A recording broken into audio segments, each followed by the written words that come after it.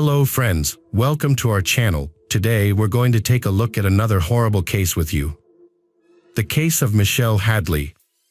Michelle Hadley was born on December 20th, 1986 in Upland, California. Michelle was the eldest daughter of her parents who were business owners. She grew up with a sister who's 3 years younger than her. Michelle was raised in a strict conservative home and shared a close relationship with her parents. Growing up, she had a pretty normal life. During her time at school and college, her friends knew her as a polite and kind person. Michelle was known for speaking her mind and addressing conflicts directly. Since childhood, she had been diligent in completing tasks, a trait that continued throughout her high school years. In high school, Michelle was in a long-term relationship with a single person whose identity remains unknown. The relationship led to marriage in 2008, but 4 years later, the marriage began to unravel. They decided to separate, which left Michelle heartbroken and questioning her ability to find love again. However, in 2013, she met Ian Diaz, a man she met through a dating site. Ian, who was working as a deputy U.S. Marshal at the time, was attentive and loving, drawing Michelle in. They eventually moved in together in the fall of 2014. Ian proposed to Michelle, and they set a wedding date. Initially, their marriage seemed perfect, but over time, Ian's behavior changed dramatically. Michelle had always seen Ian as a kind and attentive partner, but he slowly became loathing and abusive.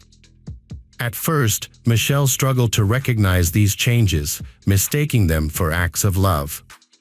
Ian began making requests that made Michelle uncomfortable, such as asking her to wear more revealing clothes.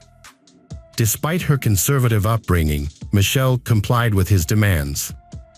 Too easily, Ian made increasingly provocative demands. He asked her to get her navel pierced, and she finally agreed. Ian's requests became more bizarre and controlling. He asked Michelle to quit her job at a marketing firm, which she loved, and take a job at Disneyland, a place he had worked at before becoming a deputy U.S. Marshal. Ian claimed he wanted Michelle to be in a safer environment, but in reality, he wanted to keep a close eye on her every move, using his connections at Disneyland to monitor her activities. Michelle was initially taken aback by her husband's unusual request, but she wanted to make him happy, so she agreed to go along with it. However, as time passed, Michelle began to feel uneasy about the situation and realized she was changing into someone she wasn't. She thought about discussing her concerns with her husband, but when she tried to talk to him, he became defensive and abusive. Around this time, Michelle and her husband, Ian, decided to buy a condo together. They thought owning a place would strengthen their relationship. This was about 2 years after they met in 2015. After searching, they found a condo in downtown Anaheim that they loved, but it was a bit pricey at $470,000. Although it was a stretch for their budget, they wanted the condo. What Michelle didn't know at the time was that Ian had no intention of contributing to the mortgage payments. Michelle and Ian had been experiencing relationship problems, but things took a turn for the worse when they bought a condo together. Ian claimed he was having financial difficulties and couldn't contribute to the down payment, which was $144,000 in cash. Michelle paid the entire amount and also made the mortgage payments, despite both their names being on the deed. Their relationship continued to deteriorate, and one incident turned violent, with Ian raising his hand to Michelle, causing her slight injuries. She drafted an email to her sister about the abuse but never sent it. By the summer of 2015, Michelle decided to leave the condo and move in with her parents. However, she was still responsible for paying the mortgage, which Ian continued to neglect. This enraged Michelle, especially since she had left her high-paying job and was working at Disneyland for less pay. When Michelle tried to contact Ian about the missed mortgage payments, he ignored her emails, calls, and texts. This lack of response pushed Michelle to her limit, and she decided to confront Ian directly. Ian revealed that he had no intention of paying the mortgage on the condo he shared with Michelle. This admission enraged Michelle, who was already struggling with the situation. She sent Ian a strongly worded email, warning him that his behavior would have serious consequences. Ian responded by filing a restraining order against Michelle, but the police did not fully support his claim, as he was also at fault. When Michelle discovered Ian's restraining order request, she countered with evidence that he had never paid the mortgage on their jointly owned condo. They eventually agreed to hire property lawyers to resolve the issue. The court ultimately ruled in Michelle's favor, ordering Ian to pay the outstanding mortgage balance and imposing an additional penalty if he failed to comply. Ian was upset by the judgment but was forced to abide by the court's decision. The dispute took a year to resolve, and by 2016, Michelle and Ian had separated for good. Michelle was finally free from the toxic relationship, while Ian was left. He was still living in the condo and paying the mortgage, which had taken a significant toll on him. In an effort to move on, Ian started using dating apps again, which is how he met Angela Connell.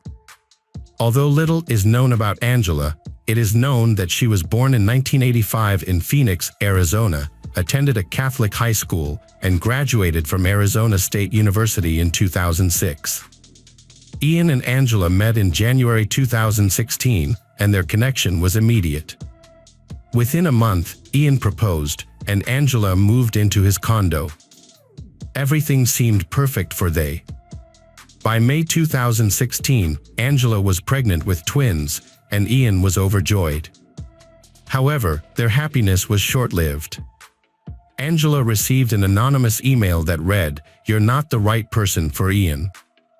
The message shook Angela, and she couldn't help but think of her ex, Jason Rayburn, with whom she had a tumultuous relationship before meeting Ian. But there was one problem: Angela had cut off all contact with Jason after their breakup, so it seemed impossible for him to know about her new relationship with Ian. The email's origin and intentions remained a mystery. Ian and Angela were still living in the condo that Michelle had purchased. One day, Ian brought up the topic of the condo in a conversation with Angela, and she suddenly realized that Michelle might be the one who had sent her an anonymous email. Shortly after, Angela started receiving more emails from 6 different accounts, all with the same message but worded differently.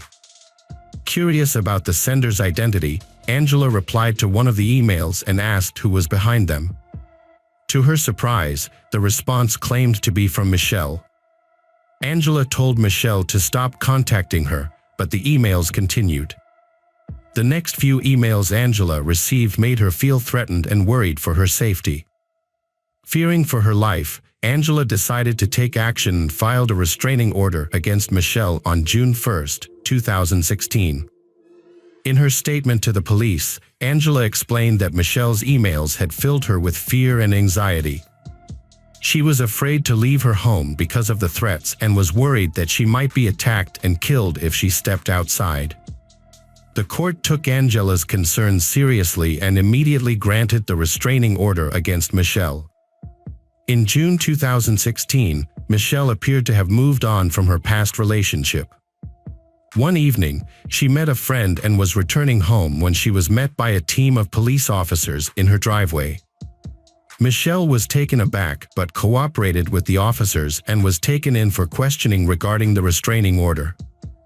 During the interrogation, Michelle was questioned about her connection to Angela and the threatening emails sent from her email address. Michelle claimed she had never heard of Angela and was unaware of the emails. She also stated that she believed she was being set up, as she had recently received alerts from Google and Microsoft indicating that her email address had been compromised. Specifically, her email address had been shut down, and she had been notified that it was being used as a recovery email for multiple unknown email accounts. Michelle suspected that her ex-husband might be impersonating her and had reported her concerns to the Anaheim Police Department. However, the police officers did not take her claims seriously. Despite Michelle's denials, she was served with a restraining order. Unbeknownst to Michelle, this was only the beginning of a more complex situation. Shortly after, Angela started receiving emails responding to a Craigslist ad that she had not posted. The ad contained details soliciting a sexual coercion fantasy, which shocked Angela. She realized that someone must have created an account in her name, as the emails contained her exact personal details, including her phone number, condo address, and the breed of her dog. The only people who knew her condo's exact address were Ian and Michelle. Angela's fear resurfaced as she pondered the idea that the Craigslist ad might not have been Ian's doing. She became terrified, unwilling to leave her house, knowing that the perpetrator was aware of her address. The feeling of being constantly watched and not knowing who was responsible made her extremely uneasy. Days after the incident, on June 24, 2016, Angela was attacked. She was left with a bruised neck, ripped clothes, and a head injury from being slammed against the wall. Despite her condition, Angela managed to call 911. When the police asked if she recognized her attacker, Angela identified the person as Michelle. The police decided to take a stronger approach with Michelle and arrested her, as they believed a restraining order was not enough to prevent her from harming Angela. While in jail, Michelle managed to inform her parents about her arrest. Her parents, who were from a conservative background and were successful business owners, took immediate action to handle the situation. Michelle's bail was set at $10,000, which her parents were able to pay, securing her release. After Michelle's release, Angela began receiving harassing emails again. Although it seemed unlikely, the emails were actually sent from Michelle's personal email address. This raised questions about Michelle's involvement in the harassment. In another incident on July 13th, Angela contacted 911 after seeing a man standing outside her condo. When the police arrived, the stranger claimed to be responding to a sexually explicit Craigslist ad posted in Angela's name. The police investigated the origin of the ad and found that it led back to Michelle. This discovery raised more questions. Was Michelle lying to the police, or was someone else using her name to post the ad? The day after Michelle's second arrest on July 14th, the police set her bail at a staggering $1 million, an amount her parents couldn't afford to pay. Michelle strongly denied sending the threatening emails and creating the Craigslist ads, and her parents believed her, knowing she wasn't capable of such behavior. They decided to hire a lawyer, suspecting that whoever was behind the threats could continue to have Michelle arrested. During Michelle's second stint in jail, the threats and emails targeting Angela stopped again. 3 months passed, and it seemed like the situation had finally calmed down for Angela. Meanwhile, Michelle's parents were working tirelessly to uncover the identity of the person impersonating their daughter. To get to the bottom of the mystery, they needed to find out who had access to Michelle's records. After gathering data from her school, hospital, and other records, they discovered crucial evidence. It turned out that Michelle had been hospitalized in June, on the same day the first emails were sent. This revelation made it clear that Michelle couldn't have sent those emails herself. Michelle's parents were given new hope when they received information that led them to believe their daughter was innocent. Michelle's father took matters into his own hands and downloaded software to track the IP addresses of the threatening emails, which were encrypted and difficult to trace. On September 30th, 2016, Ian appeared at the police station and presented the bail, securing Michelle's release. Michelle and her family were shocked and confused by Ian's actions, and they couldn't understand why he would bail her out after treating her poorly in the past. They wondered if Ian had suddenly developed a conscience or if there was more to the story. After Michelle's release, Ian revealed a shocking truth. He claimed that Angela had framed Michelle for sending the threatening emails. According to Ian, Angela had created proxy email addresses in Michelle's name and used them to send threatening emails to herself. This revelation raised more questions than answers, and Michelle and her family were left to wonder why Angela would do such a thing. Angela went so far as to post Craigslist ads pretending to be Michelle. These ads included personal details that only Ian and Angela would know. Further, Angela inflicted bruises on herself in June 2016, claiming someone had attacked her in her garage. However, Ian later found CCTV footage revealing the truth: Angela had self-inflicted the injuries. Ian discovered a history of Angela fabricating stories and making things up from the start of their relationship. Angela's deceit went so far as faking her pregnancy. She had even purchased a sonogram photo and positive pregnancy test. Ian investigated further to determine the root cause of Angela's obsessive and hurtful actions against Michelle. Angela became aware of Michelle after meeting Ian in 2015, where Michelle and Ian came up frequently. As a result, Angela developed curiosity and eventually resentment toward Michelle after looking into Michelle's personal background, including the affluent community from which she hailed. Angela's discovery led her to view Michelle as a lucrative target. Meanwhile, Ian, Michelle's husband, harbored a deep-seated resentment towards Michelle due to a past condo dispute. The incident had left Ian fuming, particularly because he was forced to pay the mortgage after Michelle's countersuit. Seeking revenge, Ian and Angela formed an alliance to bring Michelle down. Ian provided Angela with Michelle's email address, and they began secretly plotting to frame Michelle and have her arrested. To conceal their scheme, they created multiple email addresses to communicate with each other. Using virtual private networks, VPNs, they created 6 fake accounts in Michelle's name. Unbeknownst to Michelle, these accounts were the source of the Google alerts she had reported to the police, which were actually created by Angela. When Michelle obtained a restraining order, Angela was dissatisfied, as her goal was to completely eliminate Michelle. In response, Angela devised a more elaborate plan. She created a fake Craigslist profile using Michelle's identity and posted an ad inviting men to her home for a sexual coercion fantasy. However, the inconsistencies in their plan ultimately led Ian to confess, inadvertently framing his own wife in the process. He was seemingly oblivious to the extent Angela would go far once the truth was out. The police obtained a search warrant for all of Angela's devices, and what they found was astonishing.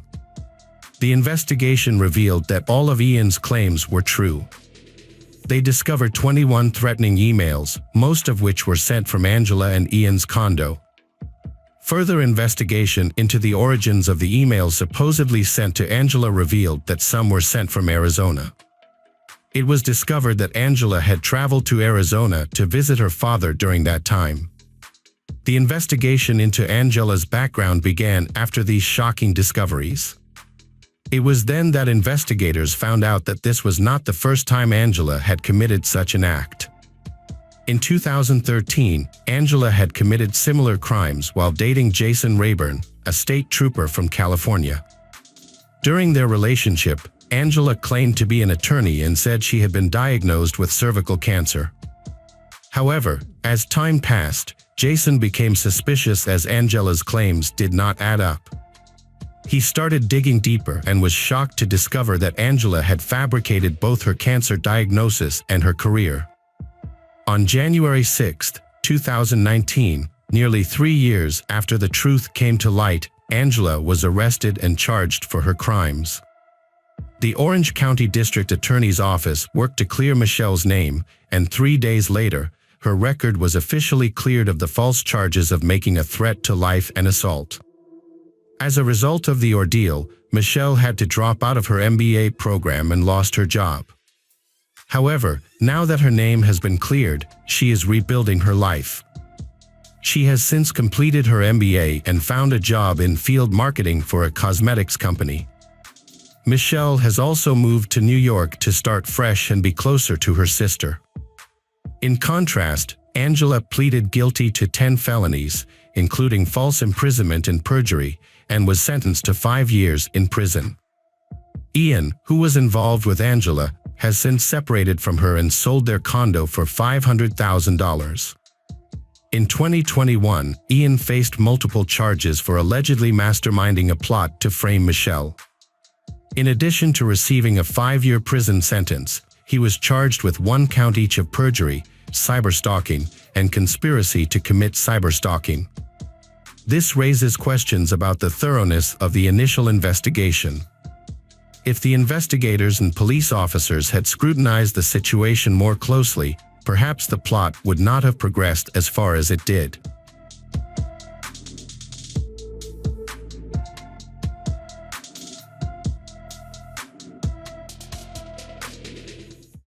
The case of Leanne Tiernan. Leanne Tiernan was born on September 27, 1984, to Michael Tiernan and Sharon Hawkhead in Bramley. Although her parents divorced shortly after her birth, Leanne remained close to her father. She and her older sister, Michelle, lived with their mother in Leeds, but their father continued to play an active role in their lives. Leanne was also very fond of her grandparents and would often accompany them to church on Sunday mornings. She had a sweet tooth and was affectionately nicknamed Chocolate Chip Niece by an uncle. Leanne was a student at West Leeds High School. She had been diligently studying for her GCSEs. A day out with her best friend, 15-year-old Sarah Whitehouse, was a fun holiday. They planned to go to Leeds for some early Christmas shopping. On Sunday, November 26, 2000, after going to church with her grandmother, Leanne returned home to prepare for an outing with Sarah. She wears a black and white ribbed turtleneck sweater, black pants, and black ankle boots over a blue jacket. She styled her hair in her favorite French style, kissed her mother, and set off to meet Sarah. Leanne and Sarah took a bus to downtown Leeds and spent the afternoon shopping. By late afternoon, they finished their work and boarded the bus back to Bramley. At about 4:50 p.m., they got out of the car and walked to Sarah's house and parted ways. Sarah watched Leanne walk towards Hadley Gill, a public footpath that was a shortcut to her house. Even though the path was unlit and went through a wooded area, Leanne felt safe walking because it was still light out. It should have only taken Leanne 20 minutes to get home, but when Sarah called Leanne's house at 5:20 p.m. to chat, she was surprised to hear that Leanne hadn't come home yet. Sharon kept calling Leanne's mobile phone, but she did not answer. At 7 p.m., Sharon reported Leanne missing to the local police station. West Yorkshire Police, led by Detective Superintendent Chris Gregg, launched a large-scale search operation. The terrain is challenging, with more than 700 homes, vacant lots, woods, canals, drainage shafts, and wells to search. The police are determined to find Leanne and bring her home safely. They used helicopters, uniformed police, and search dogs to scour the area, going from house to house. To preserve any potential evidence, trash collection in the area has been suspended.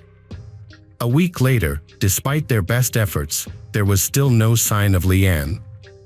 Investigators reconstructed her final activities with the help of her sister Michelle and close friend Sarah. As the investigation unfolded, several witnesses came forward claiming to have seen a suspicious man walking his black and tan dog in the Hadley Gill area just an hour before Leanne got off the bus on her way home. The police created a composite sketch of the man, describing him as 5 feet 8 inches with a stocky build, round face, and possible scarring. He was seen wearing a black beanie, a long waterproof coat, and dirty jeans. Police have released this information to the public. As the investigation stalled, the case began to go cold. However, the public continues to show support for Leanne's family, doing everything they can to make her story known. Dad of 3 from Leeds, Sean Clark, even offered a £10,000 reward for any information that could lead to Leanne's safe return. Additionally, Iceland Foods, a supermarket chain, printed Leanne's picture and details on their milk cartons nationwide. As the months passed, investigators searched more than 2,000 homes and outbuildings along Leanne's route home from the shopping district. The police still haven't found Leanne. Her loved ones always hoped that one day she would return home. But 9 months after her disappearance, on August 20, 2001, a man named Mark Bisson was walking his dog in Lindley Woods, a forest near North Yorkshire, when he stumbled upon a mysterious discovery. Initially, it appeared to be a pile of rubbish, but as he looked closer, he discovered a floral duvet wrapped in twine. When removing the rope, Bisson found a body wrapped in 9 large garbage bags. The police were called, and they carefully removed the blanket and bag to reveal the body of a fully clothed young girl. The body was found with its hands bound behind its back with 3 yellow cable ties, and a leather dog collar was tightly secured around its neck. Underneath the black garbage bag covering its head, investigators discovered the decomposing face of a young woman. Using fingerprints, they were able to identify the body as Leanne Tiernan. An autopsy later confirmed that Leanne had been strangled to death with a plastic cable tie. The investigation shifted from a missing persons case to a murder inquiry. Authorities believe the killer was likely a local resident. 2 key pieces of evidence support this theory. Leanne's body was found just 16 miles from where she was last seen, and the yellow cable used to bind her hands is commonly used by the British postal system, especially Royal Mail or Parcel Force. The green garbage bags used to wrap Leanne's body were identified as coming from Morrison's, a popular grocery store chain with 2 locations in the area. Investigators collected DNA samples from Leanne's family members, friends, and known sex offenders in the area, hoping to find a match. In addition, a thorough search of the bushland area where Leanne's body was buried was conducted. The investigation into Leanne's death was ongoing, but one thing puzzled detectives: her body was found in an area that had been thoroughly searched before, and it didn't show the usual signs of decomposition after 9 months. Her hair was still styled in the same ponytail with the same hair tie and clip she had when she went missing. The medical examiner's analysis of her cardiac tissue revealed that Leanne was killed on the day she was kidnapped, and her body was stored in a cold environment for months. The killer attempted to dispose of her body by leaving it in a common dump area, wrapped in a duvet, a few weeks before it was discovered. Although the killer tried to hide the body, he accidentally saved a significant amount of forensic evidence and DNA. However, when authorities analyzed the body, they were disappointed to find no DNA evidence of the killer. They then turned their attention to investigating the items found with Leanne's body, hoping to find clues that will help them catch the killer. The investigation found dog hair on Leanne's clothes, leading police to attempt to create a DNA profile of the dog in the hope of identifying the killer. The dog hair was sent to a Texas university that specializes in DNA profiling of purebred pets. Although the university was able to obtain a partial DNA profile, they were unable to match it to a specific dog, so analysis was stopped. A knitted scarf was found around Leanne's neck containing knotted human hair. The hair was submitted for DNA testing, and a DNA profile was successfully created from the small amount of DNA found inside the hair shaft. The police then turned their attention to the dog collar that had been used to wrap a black bin liner around Leanne's neck. The collar was found to have been manufactured by a company called Armitage Leather Products, based in Nottingham. Detectives hoped that if the killer had purchased the dog collar from them, they might be able to obtain his name or address. The police reached out to the manufacturer and requested sales records. After analyzing these documents, investigators contacted more than 220 wholesalers across the UK. Their 112th inquiry proved successful. They contacted a company called Pet Pajamas, based in Liverpool, which revealed that it had sold 3 of the distinctive dog collars in question. Pet Pajamas provided investigators with details of the 3 customers who had bought these items. The detectives started investigating the customers and soon identified a prime suspect, John Taylor from Bramley, near the area where Leanne was last seen. Taylor's name had previously come up during the investigation when Leanne's body was found. At the time, witnesses reported that Taylor was frequently seen in the woods with his dog. By the time investigators prepared to question Taylor, He had already stated that his dog had passed away before Leanne's murder, sparking suspicion that he may have deliberately killed his pet to conceal evidence. At first glance, John Taylor seemed like a regular person. He was a 45-year-old man working as a delivery driver for Parcel Force, a division of the Royal Mail. He had no serious criminal history except for one instance when he stole a suit as a 15-year-old. He was previously married, with the couple having 2 children, a son in 1981 and a daughter in 1983, before they got a divorce in 1996. He appeared to be living a solitary and unassuming life in a modest house on Cockshot Drive, Bramley, Leeds. Taylor's neighbors consider him a normal person, but he enjoys causing pain to animals. He would hunt and torture rabbits, stab foxes, and bludgeon pheasants to death. In 1982, Taylor started breeding dogs and ferrets at his home on Cockshot Drive, which led to a buildup of animal waste. The smell eventually became unbearable for his wife, Janet, who had always taken pride in their home. Janet could no longer tolerate the situation and filed for divorce.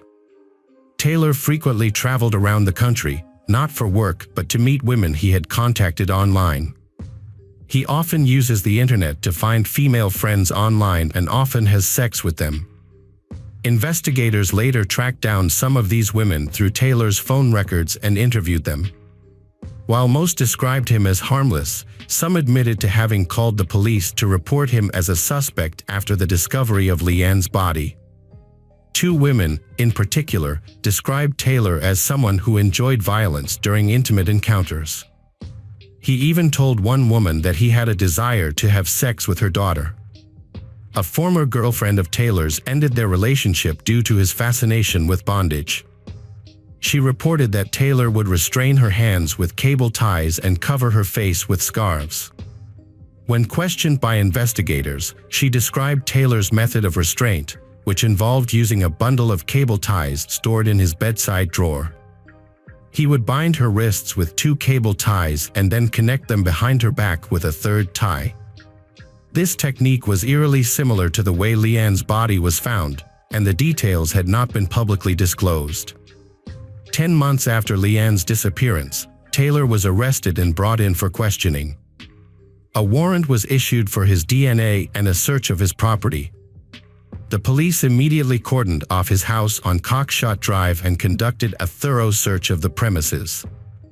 In the backyard, they discovered a hedge plant, a plum tree, and a poplar tree. Pollen from these plants was found on Leanne's hair, skin, and nasal tract, indicating that she had been at the location before her death. During the search, police excavated the garden and found the remains of various animals, including 28 ferrets buried in a mass grave and the skeletons of 4 dogs. One of the dogs, a tan and black terrier, had a crushed skull. It is possible that Taylor killed his dog to conceal his identity after learning that the police were looking for a suspect with a dog. Forensic tests revealed that the hairs found on Leanne's body matched those of the tan and black terrier.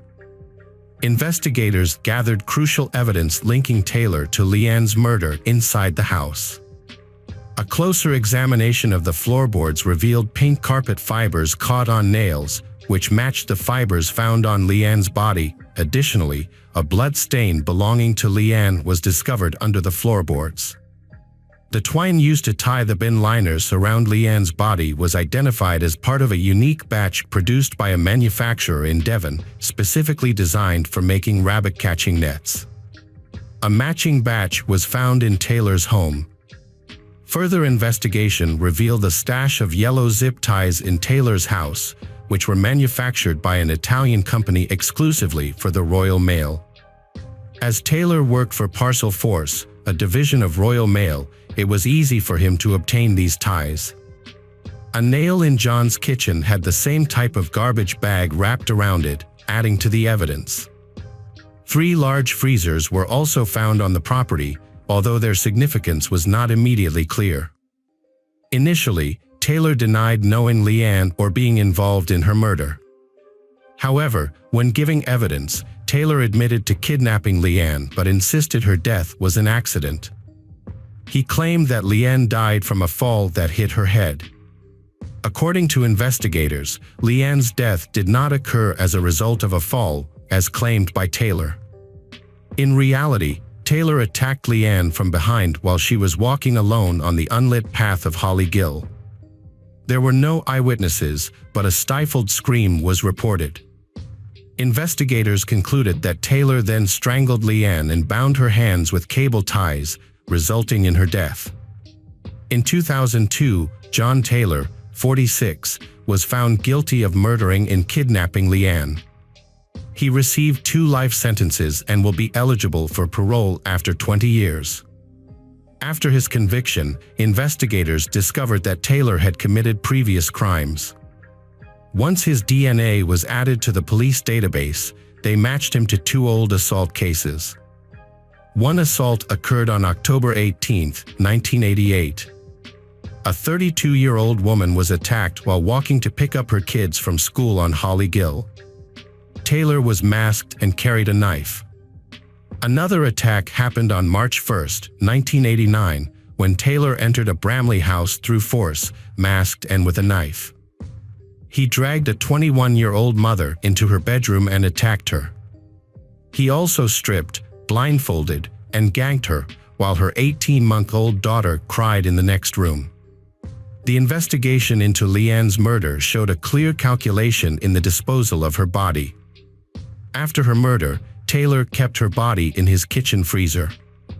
In the years following Leanne's case, police conducted a nationwide review of similar cold cases. In 2018, the full extent of John Taylor's heinous crimes came to light when he confessed to a series of vile acts committed against 5 women between 1977 and 1996. One of these incidents involved holding a knife to the throat of a pregnant woman and forcing her to perform a degrading act. Another incident occurred in 1977, just before Christmas, when he assaulted a barmaid. Taylor pleaded guilty to these attacks and was sentenced to life in prison without the possibility of parole. He is currently serving his sentence at Wakefield Prison, a maximum security facility notorious for housing infamous and violent offenders. Many questions remain about the extent of Taylor's crimes, including how many more murders and assaults he may have committed and how far back his crimes date. It is also unclear how he managed to evade capture for so long.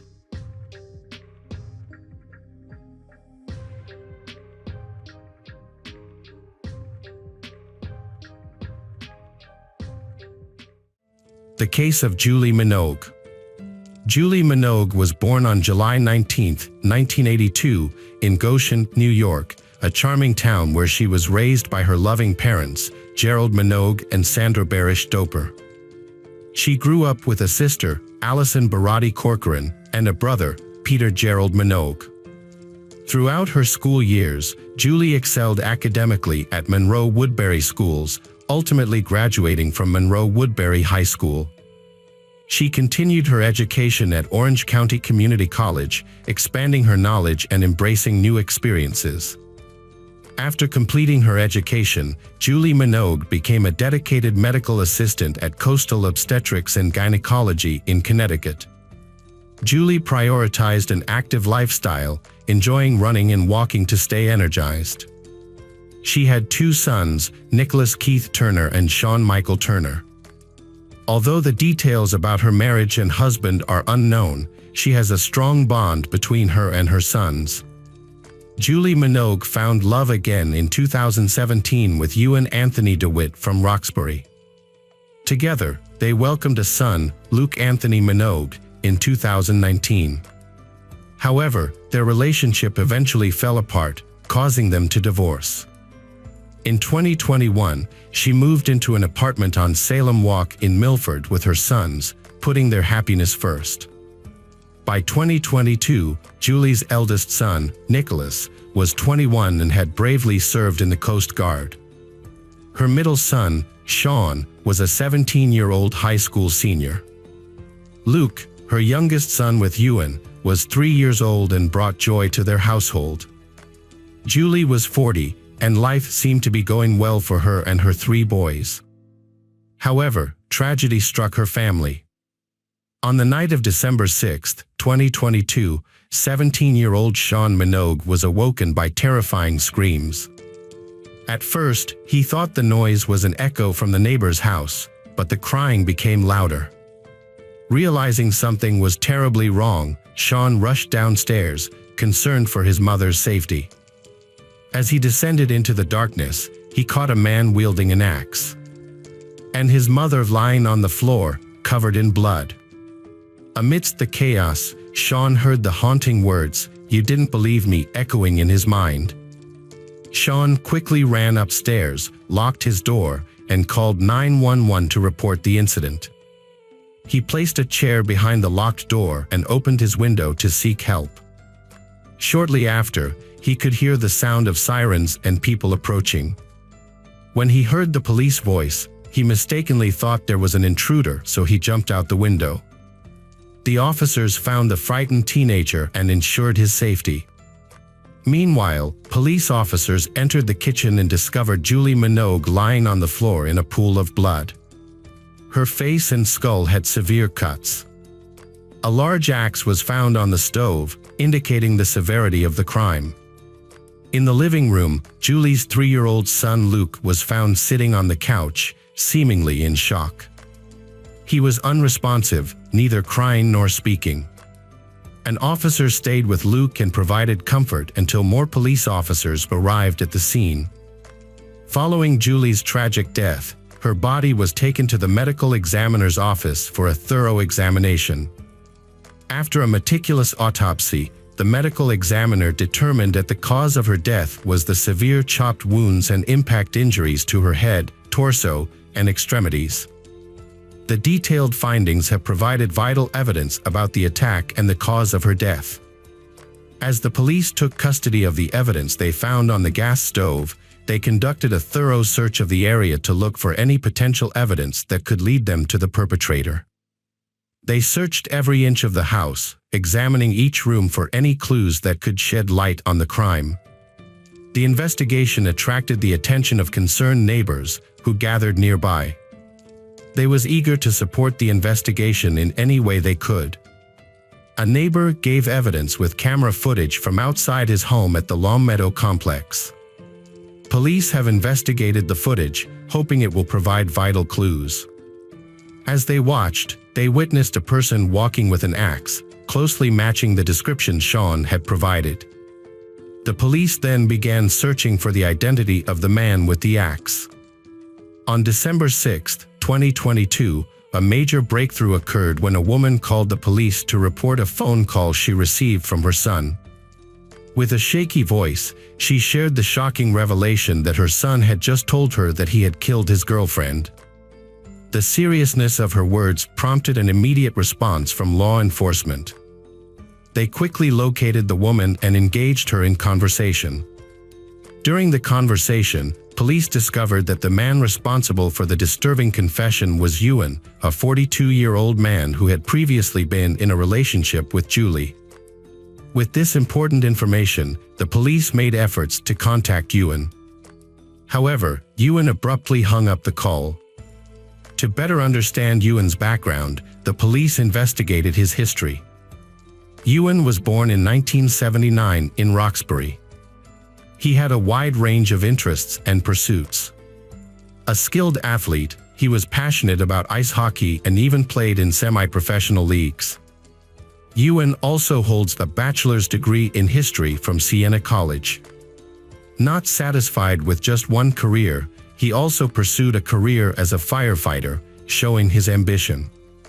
In 2006, Ewan DeWitt's life took a tumultuous turn when he was arrested in Connecticut for driving under the influence and traffic offenses. After pleading guilty, he was given a suspended prison sentence and placed on probation. However, Ewan turned his life around in 2009 when he enlisted in the U.S. Marine Corps. Over the course of 5 years, he distinguished himself as a skilled weapons specialist and non-commissioned officer, ultimately earning the rank of Lance Corporal. During his time in the Marines, Ewan served as a machine gunner and was part of the elite 1st Reconnaissance Battalion. A notable photo from his time in service shows him bravely operating a .50 caliber machine gun on a vehicle during a defense exercise. Ewan's leadership skills and expertise helped him become captain of the machine gun section. Ewan served multiple tours in combat zones, including Afghanistan and the Middle East, alongside his fellow Marines. His selfless dedication was highlighted in a 2015 article in the Registered Citizen. One notable incident occurred shortly after the birth of his son, when he was arrested for attacking Julie Minogue. According to reports, he threw a large object at her, destroying her phone and preventing her from calling for help. Fearing for her safety, Julie sought refuge at a neighbor's house and contacted the police. In addition, Ewan, while intoxicated, getting into a heated argument with Julie and throwing a playpen at her head, causing a serious injury. Their son witnessed this incident and provided a statement. After Ewan went to rehabilitation, Julie sought a restraining order to protect herself from his abusive behavior. The court granted her a protective order that allowed for limited contact.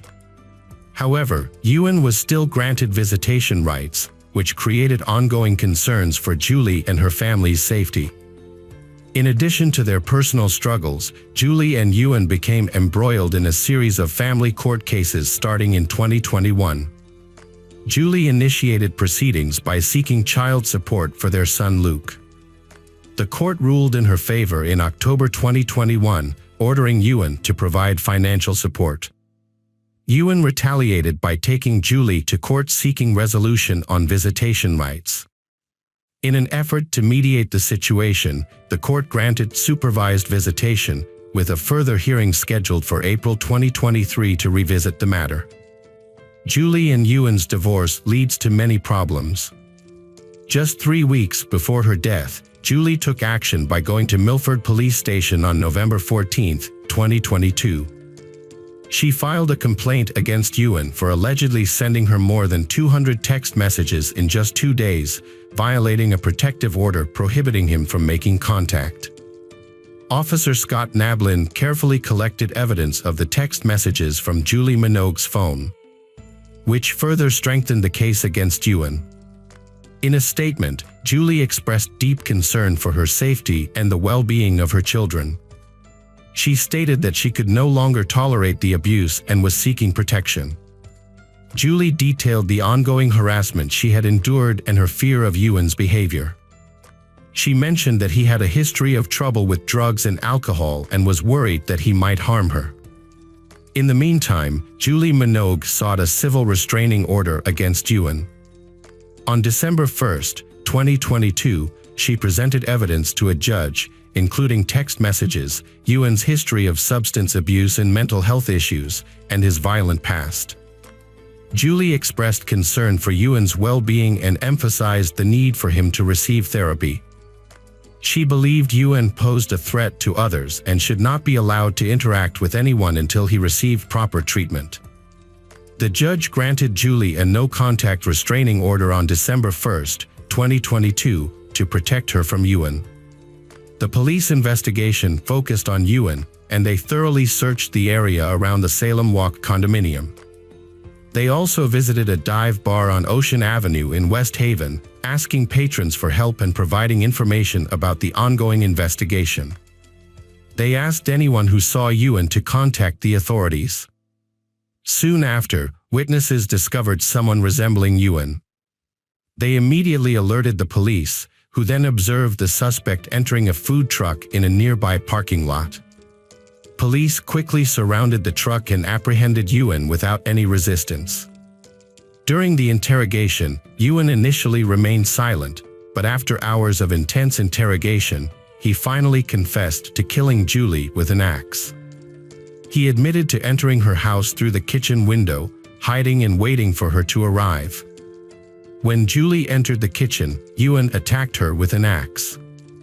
Julie's son, Nicholas, witnessed the terrifying scene as he came downstairs. Frightened, Ewan dropped the axe on the gas stove and fled. The details of the incident, as revealed by Ewan, sent shockwaves through the investigation and provided a disturbing account of the events that occurred that night. During Ewan's first court appearance on December 7, 2022, Assistant State's Attorney Alana Paul updated the judge on the case. She said that Ewan confessed to the crime, but even if he did not, the evidence against him was compelling. Given the severity of the case, Paul argued that a significant sentence was necessary. Judge Odin Grogan set Ewan DeWitt's bond at $5 million due to concerns about his history of ignoring court orders and the need to prioritize public safety. As a result, Ewan was placed under surveillance. A hearing was scheduled for December 14, 2022, to further address the case. On December 14, 2022, Ewan faced multiple charges, including murder, violating a protective order, violating a restraining order, risking injury to a minor, and reckless endangerment. These charges aim to hold Ewan accountable for the full scope of his actions.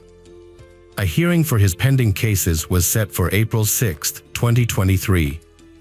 The family of the victim has released a statement, vowing to take action and hold accountable those who failed to protect their loved one.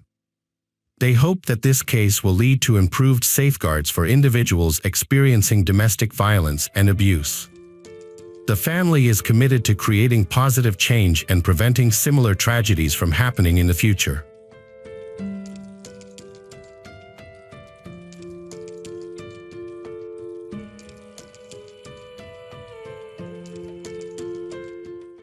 The case of Sarah Johnson. In the quiet town of Bellevue, Idaho, a typical Tuesday morning on September 2, 2003, turned into a chaotic scene. At 6:20 a.m., residents were jolted by the sound of gunshots, followed by the wailing of sirens as sheriff's deputies from Blake County rushed to the Johnson residence. Inside the house, officers found a gruesome scene. Diane Johnson had been shot once in the head and was found in bed, while her husband Alan Johnson lay dead on the floor, having been shot once in the chest. A 16-year-old girl named Sarah was left shaken but unharmed after a traumatic event. As detectives investigated the scene, they discovered surprising secrets that ultimately led to a stunning discovery. But who had Sarah's parents, Diane and Alan, wronged, and what series of events led to their heartbreaking deaths? A frantic 911 call was made after a neighbor reported a horrific crime. The caller stated that a 16-year-old girl, Sarah Johnson, had arrived at her doorstep, frantically screaming that her parents had been shot. The caller reported hearing 2 gunshots. According to the neighbor, Kim, Sarah had run to her house in a state of panic, claiming that her parents, Diane and Alan Johnson, had been murdered. The police and emergency responders were immediately dispatched to the scene. Upon arrival, law enforcement officials entered the house and were met with a disturbing scene. They found Diane, 52, in bed with a fatal gunshot wound to her head. It appeared that she had been killed while she was asleep. The walls and ceiling near the headboard were splattered with blood, and a fragment of her skull was found on the floor. Alan's body was found on the floor beside Diane's side of the bed. He was wearing only a towel, and a large pool of blood had formed around him. Initially, police thought they had a clear-cut murder-suicide case. However, as they took a closer look at the crime scene, their theory quickly unraveled. At the scene, investigators noticed the sound of running water and followed the trail of blood to the adjacent bathroom. The shower was still on. Once they turned off the water, they observed blood splatter on the walls and a single bullet hole in the shower wall. The officers then expanded their search of the house for more evidence. In the bedroom where Diane's body was found, investigators discovered what they believed to be the murder weapon, a .264 caliber Winston rifle, on the floor. At the foot of the bed, 2 kitchen knives were also discovered. Another knife was found on the bed of the Johnson's son, Matt. The placement of these knives baffled investigators. The presence of the knives at the scene raised many questions. It was unclear why they were placed in such a deliberate manner and what significance they held. A further peculiarity was the lack of forced entry, which suggested that the killer may have been someone familiar with the family's habits. Specifically, the fact that the Johnsons rarely locked their doors, a detail known only to those close to them, seemed particularly relevant. Additionally, the house showed no signs of having been ransacked, which contradicted the possibility of a robbery gone wrong. Sarah told police she was asleep when she heard a gunshot. She immediately got up and ran to her parents' bedroom to call out for her mother. That's when she heard a second gunshot. Fearful for her safety, Sarah rushed to her neighbor's house for help. She didn't see the person who fired the shots. Her neighbor, Kim Richards, backed up Sarah's account and was the one who called 911. On the property was a separate guest house that belonged to a family friend, 45-year-old Mel Spiegel. As investigators entered the house, they discovered a crucial piece of evidence on the bed, the scope from the rifle found at the crime scene. However, Mel Spiegel was unexpectedly absent. His sudden disappearance raised suspicions, making him a person of interest for the investigators. Sergeant Walt Femling ordered the property sealed off and instructed officers to stop the waste disposal truck from collecting trash. A critical piece of evidence was nearly collected and taken away, but a deputy intervened just in time, stopping the truck just a house away. The theory was that Mel had a confrontation with Alan and Diane, which escalated into a violent argument, resulting in their deaths. As investigators explored this possibility, forensic teams searched the trash cans and found additional evidence. Inside a bundled-up pink bathrobe, they discovered a latex glove, a single brown leather glove matching the one found in the Johnsons' bedroom, and ammunition for a .25 caliber gun. The evidence was carefully tagged and sent for DNA testing. As investigators pieced together their own scenario, it became clear that the killer likely had prior knowledge of the Johnsons' unlocked doors and the trash collection schedule. It was possible that the killer disposed of the evidence in the trash before fleeing the scene after the double homicide. Mel was located in Boise, Idaho. He voluntarily met with investigators at the Boise police station. The investigators inquired about Mel's activities earlier that day, and Mel stated that he had spent the weekend with his family. He was planning to return to Bell in a week. To verify Mel's alibi, investigators contacted his family members, who confirmed that he was indeed with them. During the conversation, Mel discussed his relationship with Alan and Diane, explaining that he had rented the guest house from they for years. Mel described his relationship with they as close and very good. When questioned about the rifle used in the murders, Mel acknowledged that it was his, but claimed it had been stored in his closet before he left for Boise over the weekend. Investigators then inquired about potential enemies of they. Mel shared that Alan and Diane had been concerned about their daughter Sarah's relationship with 19-year-old Bruno Santos, who was allegedly living in the country without proper documentation and selling drugs. Mel specifically mentioned Bruno Santos as someone investigators should look into. Mel encouraged investigators to talk to other family members, leading them to reconstruct the Johnson family's history.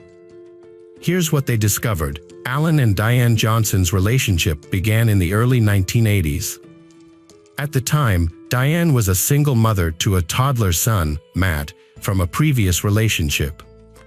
They got married in 1983, and Alan adopted Matt as his own son. The family settled in a beautiful home in the quiet city of Bell, Idaho. In 1987, they welcomed a new addition, a daughter named Sarah Johnson, born on January 25th. Their children, Matt and Sarah, were both doing well in their studies. Matt, who was 22 at the time, was a university student at the University of Idaho in Moscow. Sarah was not only excelling in her schoolwork, but was also an accomplished athlete on her school's volleyball team and received adoring attention from her father Alan. The investigators had been ruling out potential suspects and were about to reveal underlying family conflicts that had been escalating over the past few months.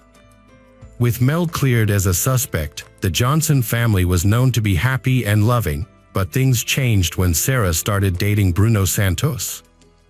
Investigators interviewed the family members, including Matt, the son who had returned home from university, and Diane's sister and brother-in-law, Linda and Jim Fave. All of them described the family life as happy and normal until Sarah and Bruno became a couple. According to Matt, Linda, and Jim, Sarah's relationship with Bruno caused significant tension in the family, which escalated over the months leading up to the murder. Sarah resisted her parents' rules, particularly when they forbade her from seeing Bruno again. Despite this, she continued to defy them. Jim revealed to investigators that Bruno had a potential motive to murder Diane and Alan. A few days before the murders, Alan and Diane had discovered that Sarah had lied about sleeping over at a friend's house. In reality, she had spent the night with Bruno. Alan informed Jim about the situation and asked him to join them in confronting Bruno. Jim informed investigators that Alan was enraged and threatened to report Bruno to the police for assaulting underage Sarah. The three then left together. A charge of this severity could result in Bruno's deportation. After hearing Jim's account, investigators suspected that Bruno had a strong motive to harm the Johnsons. They decided it was time to speak with Bruno. Santos County Police were familiar with Bruno Santos, a high school dropout with a history of minor drug-related offenses. When questioned, Bruno became confrontational and arrogant, making it challenging for investigators to deal with him. During questioning, Bruno claimed he had recently proposed to Sarah, and she had accepted. It's thought that Bruno made this claim to demonstrate his love for Sarah and prove that he wouldn't have done anything to harm their relationship. When investigators inquired about his whereabouts on the morning of the murders, Bruno said he was sleeping on the couch at his residence. He suggested that officers contact his mother, who confirmed that she was also at home with him at the time. Despite this, his alibi was not considered particularly solid. When investigators questioned Bruno about the murders of Alan and Diane Johnson, Bruno expressed his hatred for Alan and Diane Johnson. Bruno was initially the prime suspect because of his obvious motive. He was angry with the Johnson family, especially Diane, Sarah's mother. By killing the Johnsons, Bruno hoped to be with Sarah. The investigation into Bruno's involvement in the Alan and Diane Johnson murders took a significant step forward when a search warrant was executed at his home. As a result, the clothing and shoes he wore on the day of the incident were seized for forensic testing. Additionally, Bruno's fingerprints were taken to compare with any prints found at the crime scene. A DNA sample was also collected from Bruno at the hospital, along with hair clippings and scrapings from his hands. Based on the evidence gathered, Bruno was identified as the primary suspect in the murders of Alan and Diane Johnson.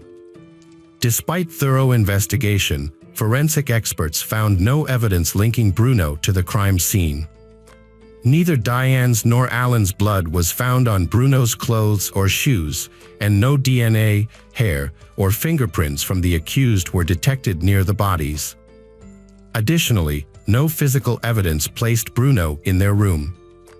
The gloves and bathrobe tested negative for any incriminating evidence. The crime scene yielded no DNA or fingerprints from Bruno, and no blood or DNA from the victims was found on his clothing. Bruno was eventually ruled out as a suspect in the case. As investigators took a closer look, their attention turned to someone else. They began to question Sarah's family and friends more thoroughly about her home life and personal relationships. This led to the discovery that Sarah had been prescribed antidepressants and that her relationship with her parents was strained. Her family members had initially dismissed her behavior as typical for a teenager, assuming she was going through a normal phase of rebellion and testing boundaries with her parents. Linda, Sarah's aunt, grew increasingly suspicious of her niece's behavior in the aftermath of her parents' deaths. She reported to investigators that Sarah was not exhibiting the typical signs of grieving and instead seemed more focused on returning to her normal routine with friends and school. Sarah showed little emotional response to the loss of her parents, which Linda found unusual and even alarming. Her reactions seemed remarkably detached and strange.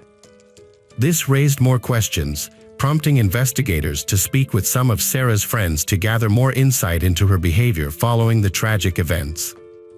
It was clear to everyone that Sarah did not show enough concern about the deaths of Alan and Diane Johnson. In fact, she seemed more focused on her own appearance, particularly getting her nails painted. What struck investigators as unusual, however, was Sarah's reaction to Bruno's arrest. Instead of being angry, she appeared to be worried about him, which seemed odd given that he was suspected of killing her parents. This remark led investigators to consider Sarah as a potential suspect, the most worrying aspect being that Sarah could commit such a heinous crime. The Johnsons' home remained an active crime scene, with investigators now focusing on Sarah's room as a second key area of interest. A question had arisen about how the blood splatter had traveled such a distance. To address this, a gun expert was brought in to examine the splatter pattern more closely. After analyzing the trajectory from Alan and Diane's room to Sarah's, the expert determined that both bedroom doors were open at the time of the shooting.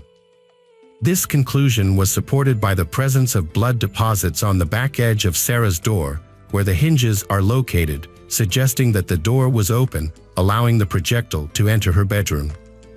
This meant that both bedroom doors, as well as Sarah's door, were open and there was a hallway in between.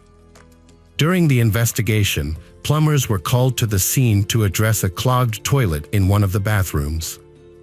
The clog was found to be caused by a shower cap. As a result, investigators decided to question Linda, Matt, and Mel Spiegel about some of the evidence they had discovered. Both Matt and Linda identified a pink bathrobe as belonging to Sarah. Mel Spiegel confirmed that Sarah had a key to the guest house. He also revealed that Sarah was aware of the gun stored in the closet. However, investigators faced a challenge in linking Sarah to the evidence. Eyewitnesses reported that Sarah did not have any visible blood on her when she ran to a neighbor's house for help on the morning of the murders. Forensic experts used luminol to test Sarah's clothes for blood splatter, but found none. Despite this, investigators obtained a warrant to seize and test the clothes Sarah was wearing that morning. Meanwhile, investigators asked Sarah to return for another interview to determine if her account had changed since they last spoke. They had noticed small inconsistencies in her previous statements. When questioned again, investigators found that Sarah's story had altered significantly. Specifically, they identified at least 5 changes to her explanations. In some instances, she claimed to have been asleep and was awoken by the sound of a gunshot, but her story varied across different interviews. When questioned about the door to her parents' room, Sarah struggled to recall whether it was open or closed at the time of the shooting. Despite Sarah's inconsistencies, investigators maintained a calm demeanor during questioning to avoid raising her suspicions. They were already aware that both bedroom doors were open, which was the only explanation for the blood splatter on Sarah's bedroom wall. As part of the investigation to clear her name, Sarah was asked to provide a DNA sample, hair samples, and hand scrapings, all of which were sent to the lab for testing. The pajama top and bottom she was wearing on the morning of the murders were also sent to the lab for examination by forensic specialist Rod Engard. Under a high-powered microscope, Engard found no blood on the front of the robe. However, on the back of the garment, he discovered patterns of high-velocity blood splatter. These stains were extremely small, some even smaller than a pencil mark, and were layered on top of each other, indicating a high-energy impact. He discovered blue cotton fibers and green paint specks on the inside of the robe that matched the shirt Sarah wore that morning. However, the most incriminating evidence was yet to come. Lab results confirmed that Sarah's DNA was found on the inner lining of the latex glove, and gun residue was detected on both pairs of the brown leather gloves. The robe, leather gloves, and latex gloves were sent to a lab in Chicago, Kahn and Associates, for further analysis. The lab found gunshot residue on all 3 items. The blood on the gloves and robe belonged to both Alan and Diane. This evidence was sufficient for investigators to arrest and charge Sarah with the double homicide of Alan and Diane Johnson on October 29, 2003. Sarah Johnson was arrested for the murders of her parents, Alan and Diane Johnson, and was held without bail at the Blake County Jail awaiting trial. The shocking crime made headlines across the country, captivating the nation's attention and sparking a media frenzy. To build a case against Sarah, investigators and prosecutors had to create a convincing argument that demonstrated her motivation and capability to commit such a horrific crime. Sarah's parents disapproved of her relationship with Bruno from the start. As a result, Sarah began sneaking around behind their backs and acting out in typical teenage fashion. However, the turning point came just a few days before the murders. A heated argument with her parents drove Sarah to desperation. She had lied about staying with a friend, when in reality she was with Bruno. Her father's threats to have Bruno charged with assault and deported to Mexico pushed Sarah to the edge. Investigators and prosecutors believed that this was the moment Sarah hatched a plan to eliminate her parents and start a new life with Bruno. On the morning of the murders, she went to the guest house to retrieve the rifle, setting the events in motion.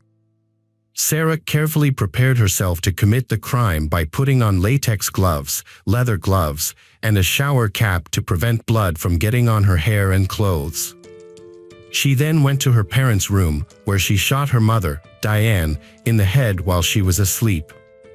When her father, Alan, got out of the shower and opened the bathroom door, Sarah shot him in the chest. After killing her parents, Sarah attempted to make it look like an intruder had committed the crime by placing knives in the bedrooms. She then gathered up the evidence and threw it away in the trash, hoping that the waste disposal company would collect it before investigators could find it. However, she made a critical mistake by not considering the evidence that would be found in her own room. Additionally, the shower cap she had worn became lodged in a plumbing system, leaving behind a crucial piece of evidence. The evidence against Sarah Johnson was overwhelming, and her trial began in February 2005, 2 years after her parents' murders. At 18 years old, Sarah stood accused of killing her parents. Her defense team maintained that Sarah was innocent and that an intruder had committed the crime. However, the prosecution was well prepared to present their case. They introduced physical evidence found at the crime scene and testimonies from family and friends that raised suspicions about Sarah's behavior. On the morning of the murders, there were 3 people in the Johnson household: Alan, Diane, and Sarah. 2 of them did not survive. The one person who did come out alive was Sarah Johnson, who was now sitting in the courtroom. The most damaging testimony came from Bruno Santos, who not only sought to clear his own name in the murder trial but also provided the jury with insight into Sarah's state of mind before the murders. Bruno testified that he and Sarah had planned to get married and that she had described a future where they would live together in a beautiful house, happy with just each other. He also revealed that Sarah frequently expressed her hatred for her father and even talked about shooting him. After 5 weeks of testimony, evidence, and explanations of the crime scene, the jury delivered its verdict on March 16, 2005. Sarah, 18, was convicted of 2 counts of first-degree murder and sentenced to life in prison without parole at the Pocatello Women's Correctional Center in Idaho. Despite making multiple appeals to reduce her sentence, Sarah remains in custody as all her appeals have been denied. Following her sentencing, her family members have publicly expressed their feelings about Sarah and her actions. The murders of Alan and Diane have had a devastating impact on their family, with most members believing that Sarah is responsible and deserves her punishment.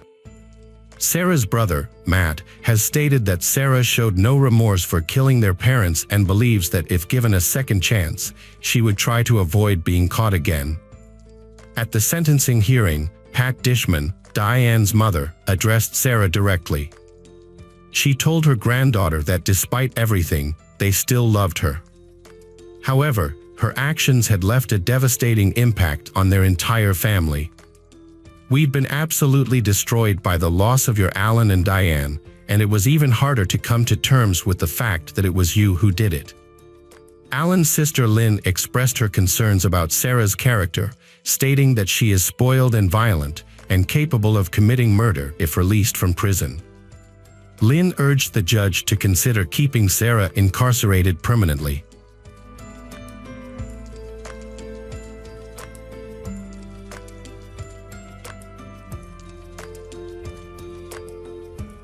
The case of Scott Ponder. Scott Dean Ponder was born on February 7, 1973, to a loving family. His mother, Beverly Guy, and stepfather, Terry Guy, encouraged his passion for cars and motorcycles from a young age. They supported his development as a rider and even helped him obtain a racing license as soon as he was eligible. Scott's talent and dedication earned him recognition, including numerous admirers and local hero status in Chesney. Scott was a sociable person who enjoyed spending time with many people, and they enjoyed his company as well. In the late 1990s, Scott started repairing bikes in his grandmother's backyard, which eventually led to the establishment of Superbike Motorsports. The business expanded to a one-garage building in 2001, and Scott brought in his best friend, Brian Lucas, as a partner. They partnered to obtain a Suzuki dealership, resulting in swift expansion and achievement. Brian, who initially worked part-time when the business first started, left his job to become the store's full-time manager. Through their dedication and expertise, the duo attracted numerous customers, and the business began to flourish. Despite being salesmen, they prioritized educating their customers about bikes and racing. Scott's mother, Beverly Guy, who initially visited the store occasionally, began to visit regularly and eventually took on responsibilities such as accounting, payroll, and cash management. With the trio's combined efforts, the business thrived, selling 100,000 motorbikes every month. Scott attended an industry convention in Chicago, where he met his future wife, Melissa Brackman, a former homecoming queen from Stafford High School. They instantly connected and enjoyed each other's company, leading to frequent meetups as their relationship deepened. Eventually, they decided to get married, and their love life, both before and after the wedding, resembled a fairy tale, with their love growing stronger each day. I met Scott at a motorcycle show in Indianapolis, where he struck me as a kind and charming Southern gentleman. My feelings for him developed rapidly, and I soon realized I was in love with him. Scott and I decided to start a family, but we struggled to conceive. We sought medical help, and after months of trying, I finally became pregnant with a baby boy. In October 2003, I discovered I was pregnant while visiting my hometown. I took a pregnancy test at my brother's house without telling anyone, and I was overjoyed when the test was positive. Scott was thrilled when I shared the news with him.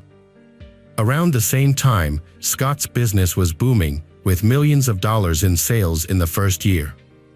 To keep up with the demand, he expanded his store and hired a new mechanic, Chris Sherbert.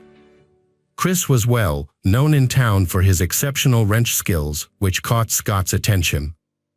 Scott, Beverly, Brian, and Chris formed a talented team that gained recognition beyond their small town of Chesney. Scott Ponder's life was going smoothly until disaster struck. November 6, 2003, was a sunny day, but the atmosphere at Superbike Motorsports was vastly different. You might remember where you were on that day. I recall it clearly.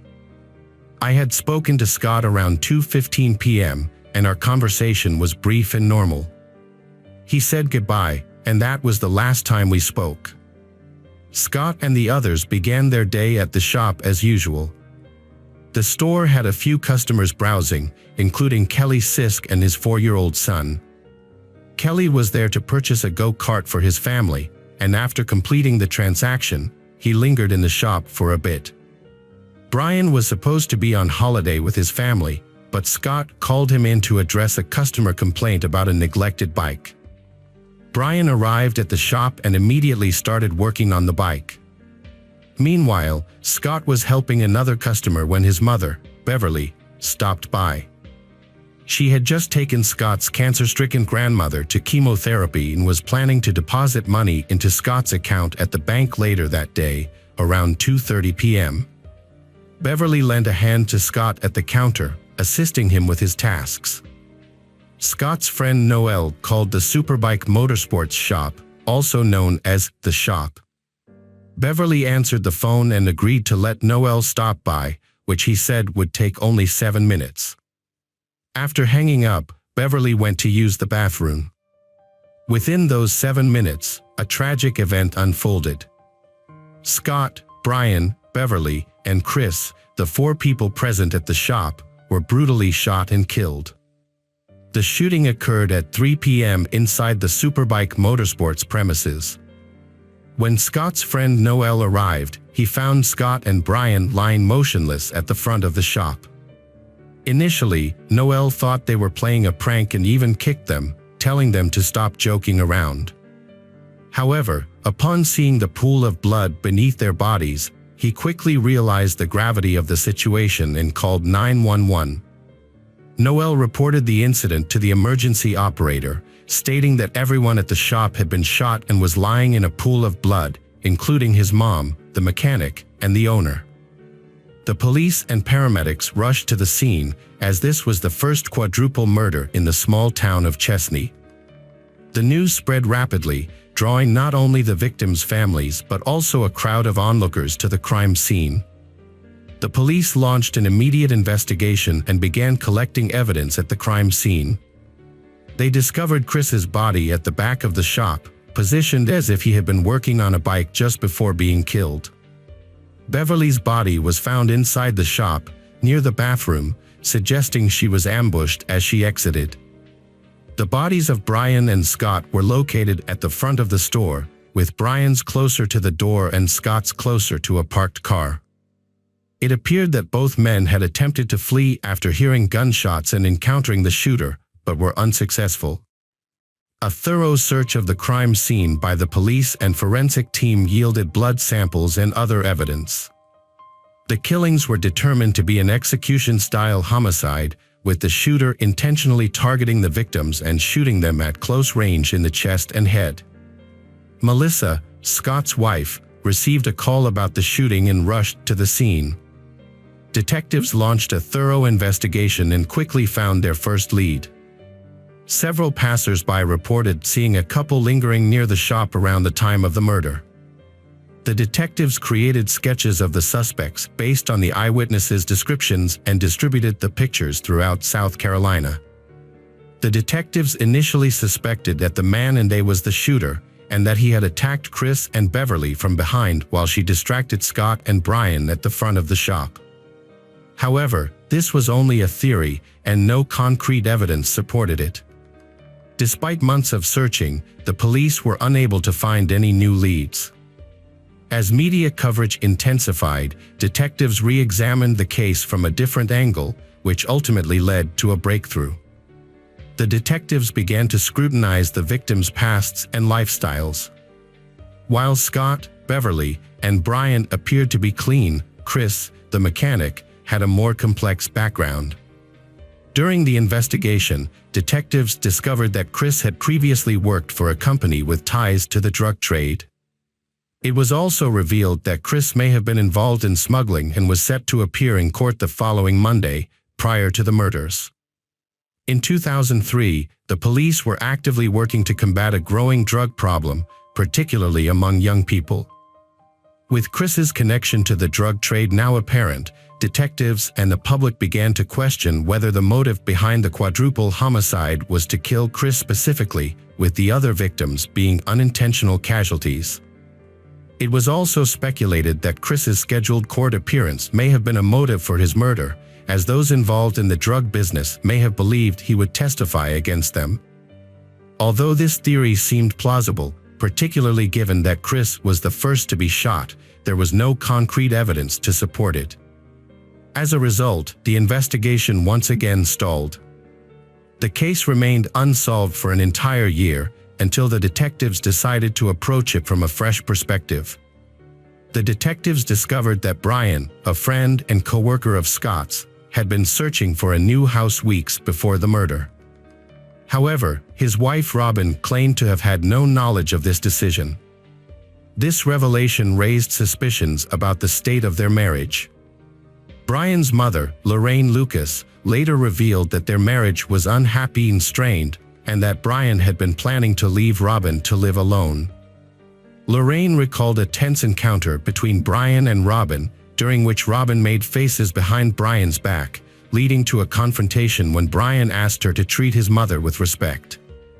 While this incident may not have seemed directly related to the shooting at first, it would later become a crucial piece of the puzzle.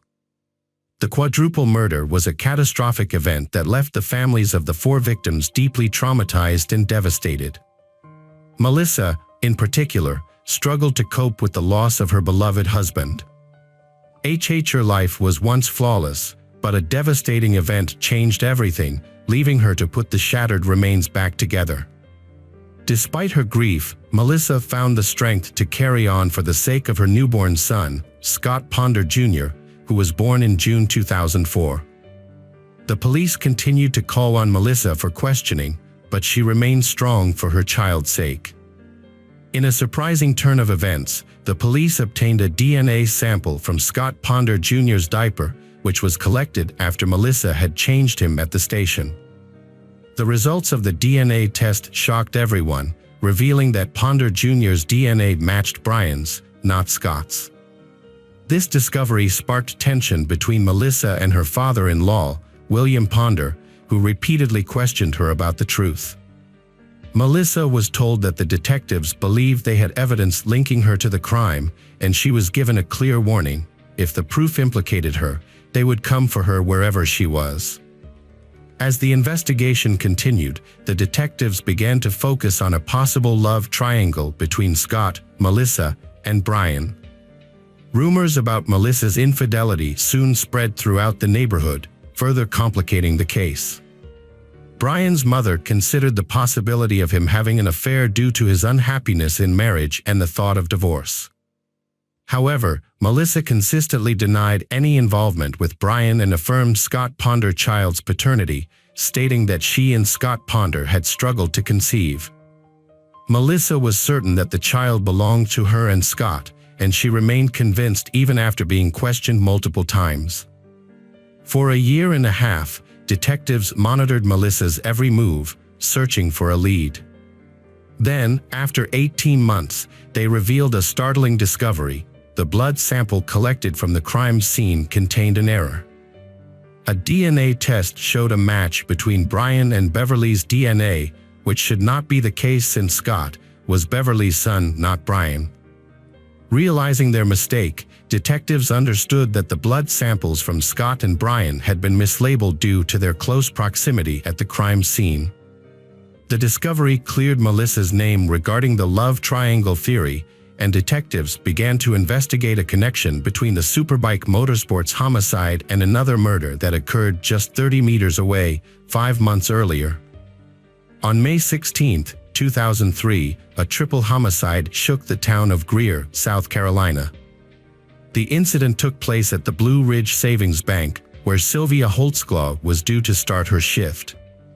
However, a local couple, Dee and Maggie Barnes, visited the bank at around 1:30 p.m. A 911 call was made to the Greer Police Department, reporting a shooting at the bank. Unfortunately, Sylvia, Dee, and Maggie were found shot to death. The Greer Police Department received a distress call from the Blue Ridge Savings Bank. One of the responding officers described the scene, noting that they were among the first to arrive. Like the Superbike Motorsports incident, the shooting occurred in broad daylight with no witnesses present. After reviewing the CCTV footage, police observed a red car driving towards the bank at 1:24 p.m. and leaving 3 minutes after the incident. A red car was spotted driving to a bank on Frontage Road at 1:24 p.m. 3 minutes later, the Barnes family was seen driving in the same area. Coincidentally, a similar red car was seen at the scene of a quadruple homicide at Superbike Motorsports.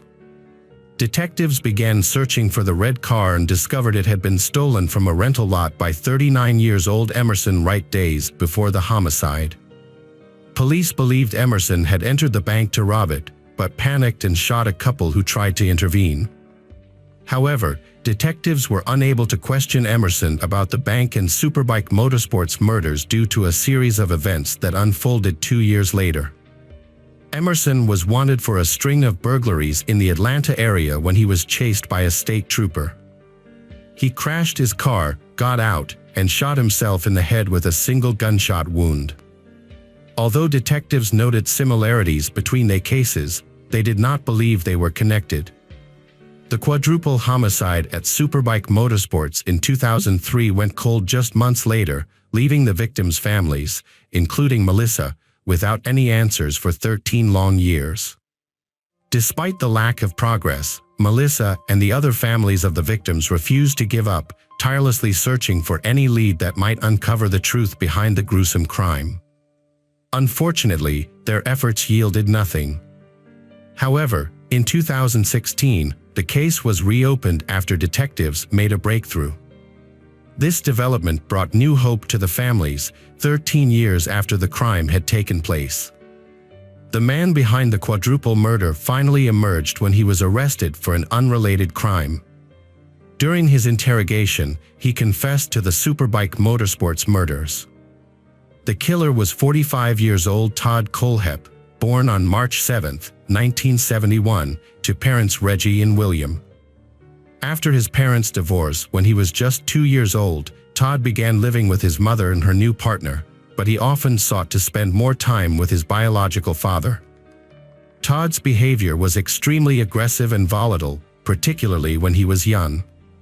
He struggled with controlling his anger, which often led to violent outbursts. During his time in nursery school, he killed a goldfish with bleach and shot a dog with a BB gun. Despite spending 3.5 months in a psychiatric hospital in Georgia, his behavior showed no signs of improvement. As a last resort, his mother, Ray G., sent him to live with his father, William, in the hopes that a change of environment would help him manage his behavior. However, this change had little effect. At the age of 15, Todd planned and executed the kidnapping of 14-year-old Christy Granado in Tempe, Arizona, on November 25, 1986. Todd knocked on Christy's door, threatened her with a .22 caliber revolver, and forced her to follow him to his home. Once there, he tied her up, taped her mouth shut, and assaulted her.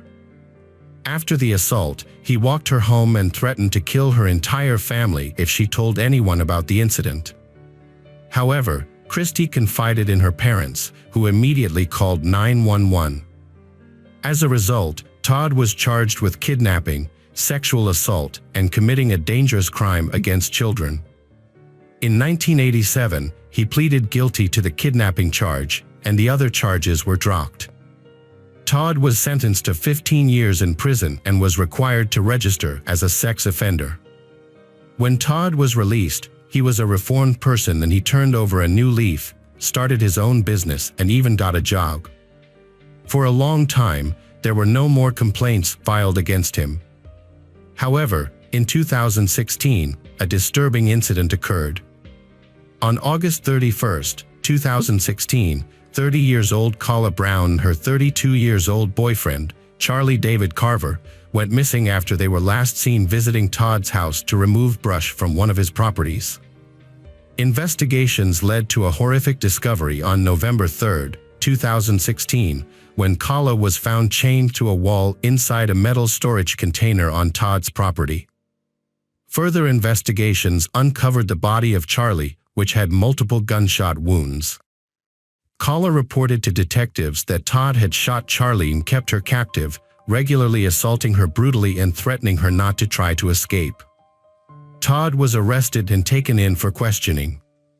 During the interrogation, he confessed to being the one responsible for a shooting that occurred at Superbike Motorsports 13 years earlier. On November 5, 2016, Todd was brought in for questioning and recounted the events of November 6, 2003, in a matter-of-fact way, without showing any signs of fear or guilt. According to Todd, on November 6, 2003, he bought a Suzuki GSX-R 750 from Superbike Motorsports, but soon realized he couldn't ride it due to his lack of experience. He decided to exchange the bike for a more beginner-friendly model. However, this exchange didn't happen on the same day. Todd told the detectives that his friends Scott and Brian teased him about his inability to ride the bike.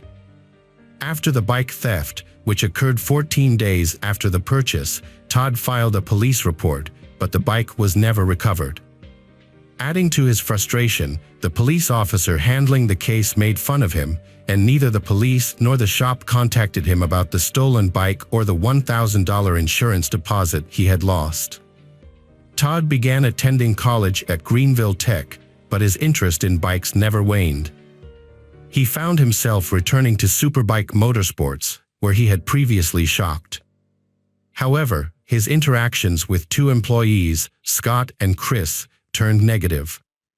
According to Todd, they would mock and laugh at him whenever he visited the shop. One day, Todd decided to take revenge on the men. He waited until the shop was empty, except for Scott, Chris, Beverly, and himself. Then, he shot and killed the 4 people he had encountered. Todd later claimed that Beverly was not his intended target, but rather an innocent bystander who was in the wrong place at the wrong time. The victims' families finally found some closure and justice after 13 years, thanks to Todd's confession. In addition to the killings at Superbike Motorsports, Todd confessed to murdering Johnny, Joe, and Megan Lee Coxey, and Charlie David Carver, all of whom died from gunshot wounds. Despite being a serial killer, Todd did not face a trial. Instead, prosecutors negotiated a plea deal with him after consulting with the victims' families and a survivor. As part of the deal, the state offered Todd a sentence of life in prison without the possibility of parole, which he accepted just 7 months after his arrest. Todd was sentenced to 7 consecutive life sentences on May 23, 2017. In addition to these life sentences, he received 30 years for assault and 30 years for kidnapping.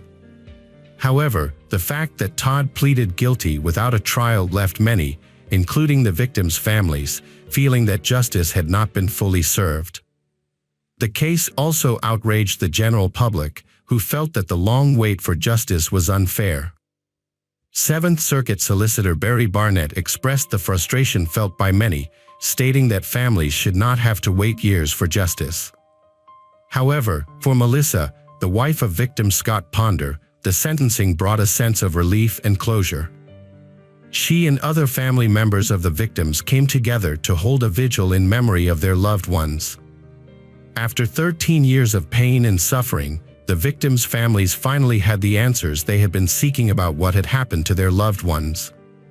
In an interview, Melissa expressed her skepticism about Todd's motive for the murders, stating that she did not believe that her husband would have behaved in a way that would have provoked Todd.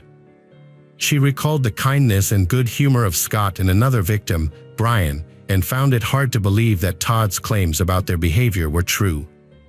While Melissa was grateful that justice had been served, she felt that Todd's lack of remorse and casual demeanor during the investigation and court proceedings were disturbing. Many members of the public felt that Todd's crimes were so heinous that he deserved the death penalty. Todd's actions were heinous, and his lack of remorse is shocking. During the interrogation, he spoke about the murders in a casual, matter-of-fact way, as if recalling a past memory. This was truly despicable.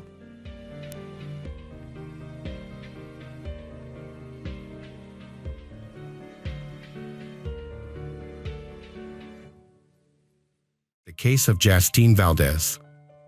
On May 19, 2018, 24-year-old Justine Valdez went about her daily routine as usual.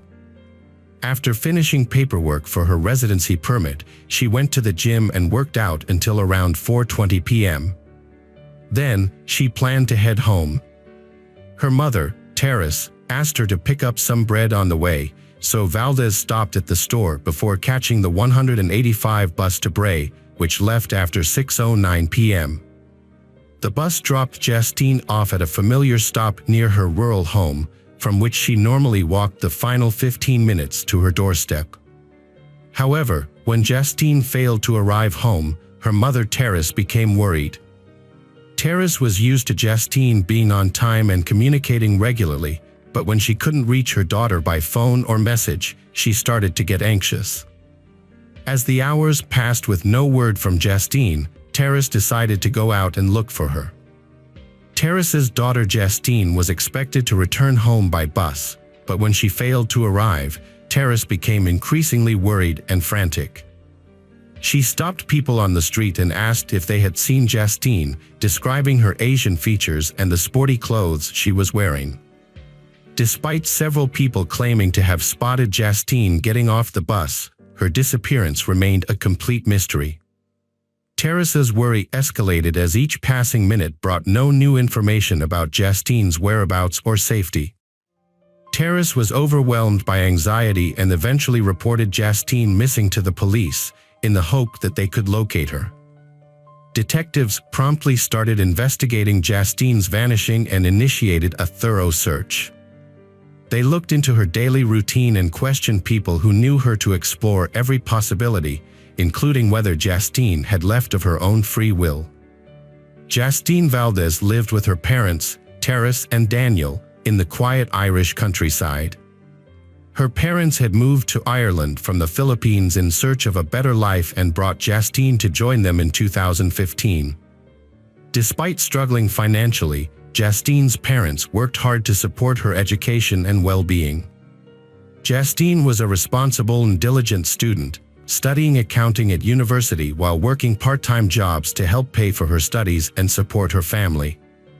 She worked as a waitress in Bray and as a childcare provider in her neighborhood, and even lived in the servant quarters of a large estate where her parents worked as a gardener and housekeeper. Justine was known for being reliable, hardworking, and dedicated to her responsibilities. Given her close relationship with her family and her strong sense of duty, it was unthinkable that she would voluntarily leave them behind. Her limited social life and lack of typical teenage rebellion also made it seem unlikely that she would run away. Despite efforts to contact everyone who knew Justine, no one had any information about her disappearance. As a 24 years old, Justine had long since moved past her teenage years and was very close to her family, making it unlikely that she would run away. She kept her parents informed about her daily activities, and on the day she went missing, she and her mother exchanged 63 messages. The last message was at 6:24 p.m. when Justine got off the bus. During the investigation, a crucial tip came from Justine's coworkers. A woman who was driving by with her 12-year-old son reported a disturbing incident to the police. She claimed to have seen a man pushing a woman who looked like Justine into the trunk of a black Nissan Qashqai. This incident happened just minutes after Justine got off the bus, and the police were quickly alerted to the situation. A second motorist soon came across a disturbing scene. An Asian girl was sitting in the back of a vehicle, tapping on the window and clearly frightened. The driver was initially unsure of what to make of the situation, but after discussing it with his wife when he got home, he realized the seriousness of what he had seen. He immediately called the authorities at 7:20 p.m. to report a possible kidnapping. Around the same time, another driver contacted the police to report a suspicious Nissan vehicle driving erratically about 6 kilometers from NS car. Patrol officers quickly responded to the location given by the initial female caller. When they arrived, they found Justine's broken cell phone and a bag of bread on the roadside, which raised serious concerns for her safety. Based on this evidence, investigators believed that the kidnapper had targeted Justine while she was walking home from the bus stop. The kidnapper had tried to put Justine in the trunk of the car, but she resisted. He then forced her into the back seat and drove away to an unknown location. The suspect's black Nissan was immediately put on the wanted list, and a large search effort began, involving patrol cars and helicopters. However, the search was difficult due to the darkness of the night, and no immediate leads were found. When daylight came, the search resumed, and detectives re-examined eyewitness accounts and narrowed down the list of potential suspects. Mark Hennessy, a 40-year-old man, was identified as a person of interest in the investigation because his appearance matched the description of the kidnapper. Police officers visited Mark Hennessy's home, but his wife, Nicola, had no idea where he was. She told them that he had left for a drink after work the day before and hadn't returned. This new information raised even more suspicions about Mark, leading investigators to look deeper into his past. Mark seemed like a model citizen. He was a devoted husband and father of 2 young daughters, with a stable job as an estimator on construction sites.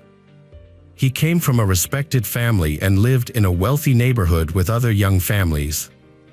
He had no prior run-ins with the law and appeared to be a pillar of the community. However, the police knew that people can often hide their true nature behind a mask of respectability. Police officers visited the bar Mark had gone to the night before to ask questions and gather information. The bar staff confirmed that Mark had been there, but only stayed for a short time to have a beer and watch a soccer match around 5:40 p.m. He left the bar in a visibly agitated state and returned around midnight, staying only for 10 minutes before driving away in his car at 11 p.m. After further review, it was discovered that Mark had actually returned to the bar's entrance to chat with someone before leaving again. A review of the bar's CCTV footage confirmed the staff's accounts of Mark's brief visits. However, this still left a gap in his whereabouts between 5:40 p.m. and 11 p.m., and investigators remained unsure of what Mark had done during this time. Meanwhile, detectives also obtained CCTV footage of the bus route that Justine had taken, which led to a disturbing discovery. Mark's black Nissan was spotted following the bus just 30 minutes after he left the bar, raising suspicions about his involvement in Justine's disappearance. As the search for Mark's car and Justine continued, it became increasingly clear that the incidents were connected, and Mark emerged as the prime suspect in her abduction.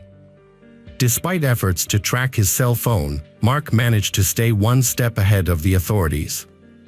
He made a single call to his wife, telling her he would be away for a while, but refused to surrender to the police even when his family begged him to do so.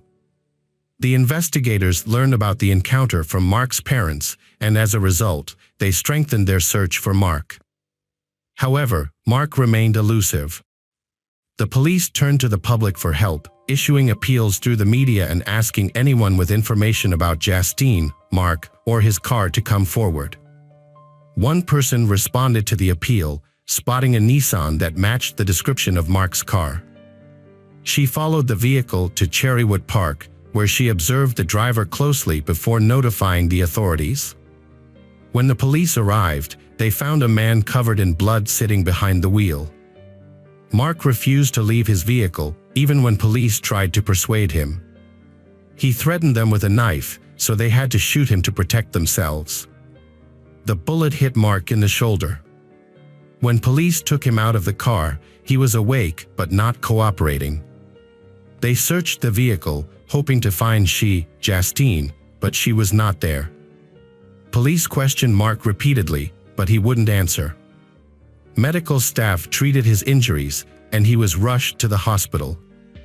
Doctors fought to save Mark's life, hoping he would reveal Justine's location. Unfortunately, the bullet had bounced off and hit Mark in the head, killing him. Further investigation showed that the blood on Mark's face and body was his own, and he had several new stab wounds on his arm and neck. The police speculated that Mark, driven by a fear of being caught, had used a knife from his vehicle to prepare for a confrontation. When they finally caught him, the officers felt a sense of disappointment. They had found Mark and his vehicle, but their main goal was still unfulfilled. They had not found the missing person, Justine. At the scene, they found a note, but it was difficult to read due to the presence of blood. The officers were, however, able to decipher the words "sorry" and "Pease Castle," which provided a lead in the search for Justine. The search for Justine Valdez continued despite the dim hopes of her safe return. As her anxious parents prayed for her well-being, a thorough search was conducted in a wooded area south of Dublin, guided by a cryptic clue found near a castle. The search yielded Justine's purse, which contained her identification documents. Unfortunately, on May 21st, the search party discovered Justine's body. The autopsy revealed that Justine had been murdered on the evening of her abduction, with manual strangulation being the cause of death. Further examination showed that she had been subjected to a sexual assault, adding to the brutality of her demise. Amidst the sorrow and despair, a disturbing revelation emerged from the toxicological analysis. Justine's body contained trace amounts of prohibited substances. The presence of these substances raised many questions, with no clear explanation for their origin or purpose. Add a surprising twist to the case. Test results showed that Mark had ingested a substantial amount of these substances, making the circumstances surrounding the tragic events even more complex and difficult to understand.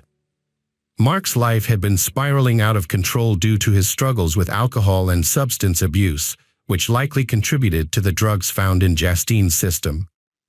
His home life was also deteriorating, with frequent arguments with his spouse over his addiction and growing debts. Investigations revealed that Mark was actively using the dating app Tinder, where he was pursuing interactions with multiple women, including flirting with them at bars. Furthermore, his DNA was found on Justine's body, solidifying the police's suspicions of his involvement in her abduction and murder. As detectives pieced together the evidence, a disturbing narrative emerged. The murder was driven by Mark's sexual motives, and Justine became an innocent victim in his sinister quest. Mark had spotted Justine while following a bus and seized the opportunity to grab her off the street in broad daylight, despite the presence of multiple witnesses. A thorough examination of the victims' and perpetrators' phones revealed that they had no prior connection or communication. They had never met before, and there were no mutual connections between them. This grim revelation highlighted the tragic randomness of Justine's fate and the calculated brutality of Mark's actions. Upon closer examination, the detective's initial assessment of the case changed significantly.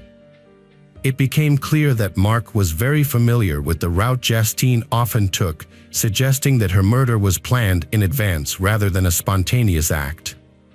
Mark had been carefully watching her movements, waiting for the right moment to strike. The day of the abduction was a deliberate break from his usual routine, as he intentionally positioned himself at the bus stop, following Justine's every move until he attacked her.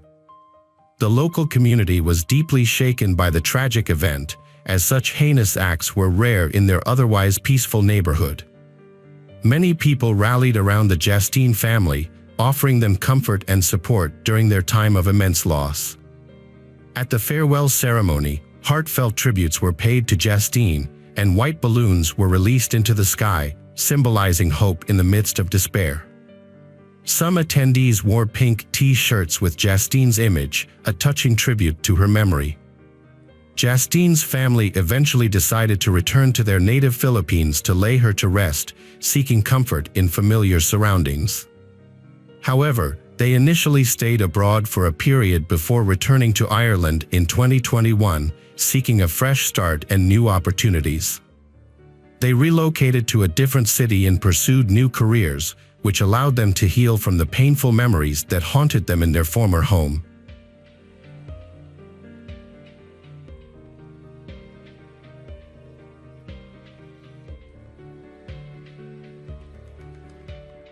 The case of Susan Reinert. Susan Reinert, known to many as Sue, was born in 1943 in the town of Ridgeway, northwestern Pennsylvania.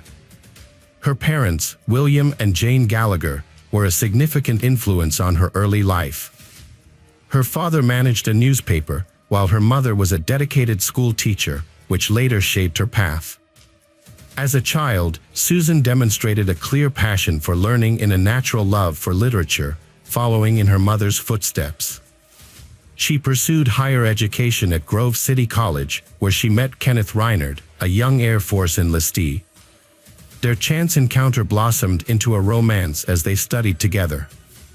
Susan's determination paid off as she earned her bachelor's degree. After achieving her initial goal, Susan pursued further education, earning a master's degree in English from Pennsylvania State University in 1966. She had married Kenneth in 1965, shortly after graduating from Grove City College, and they began a life filled with adventure as a military couple, moving to various duty stations across the country. Their military life took them to different parts of the country, including Sacramento, California, Rome, New York, and even Puerto Rico, before they eventually settled in the Philadelphia region. However, in 1971, Susan and Kenneth decided to separate, marking the end of their marriage. Despite the divorce, they parted ways amicably, without any legal disputes. As a single mother, Susan focused on creating a warm and loving home for her two children, Karen and Michael. She was a dedicated teacher and a beloved colleague and educator at Chestnut Walled Elementary School, known for her friendly and warm nature. Outside of her professional life, Susan was actively involved in Parents Without Partners, playing a crucial role in the Valley Forge chapter. After her mother's death, Susan found comfort in her connection with the organization Parents Without Partners. Despite facing challenges, she remained strong, relying on the organization for support. As she navigated her grief and a significant inheritance, her life became increasingly complex. However, she seemed to be managing well thanks to her strong ability to cope and a supportive network. On the evening of June 22, 1979, Susan and her two children spent what would be their last day together. Earlier that day, her son Michael had spent time with his father Kenneth, a personnel officer at Fidelity Bank. They had played in a father-son softball game, but left early when Susan arrived to pick Michael up around 8:30 p.m. Later that evening, Michael called his father to apologize for leaving the game early. Susan also called her former in-laws, Florence and John Reinhardt, with whom she remained close despite her divorce. With a full tank of gas, Susan was prepared for the drive to Allentown, Pennsylvania, about an hour north. She planned to attend a Parents Without Partners conference and use the trip as a weekend getaway with her children.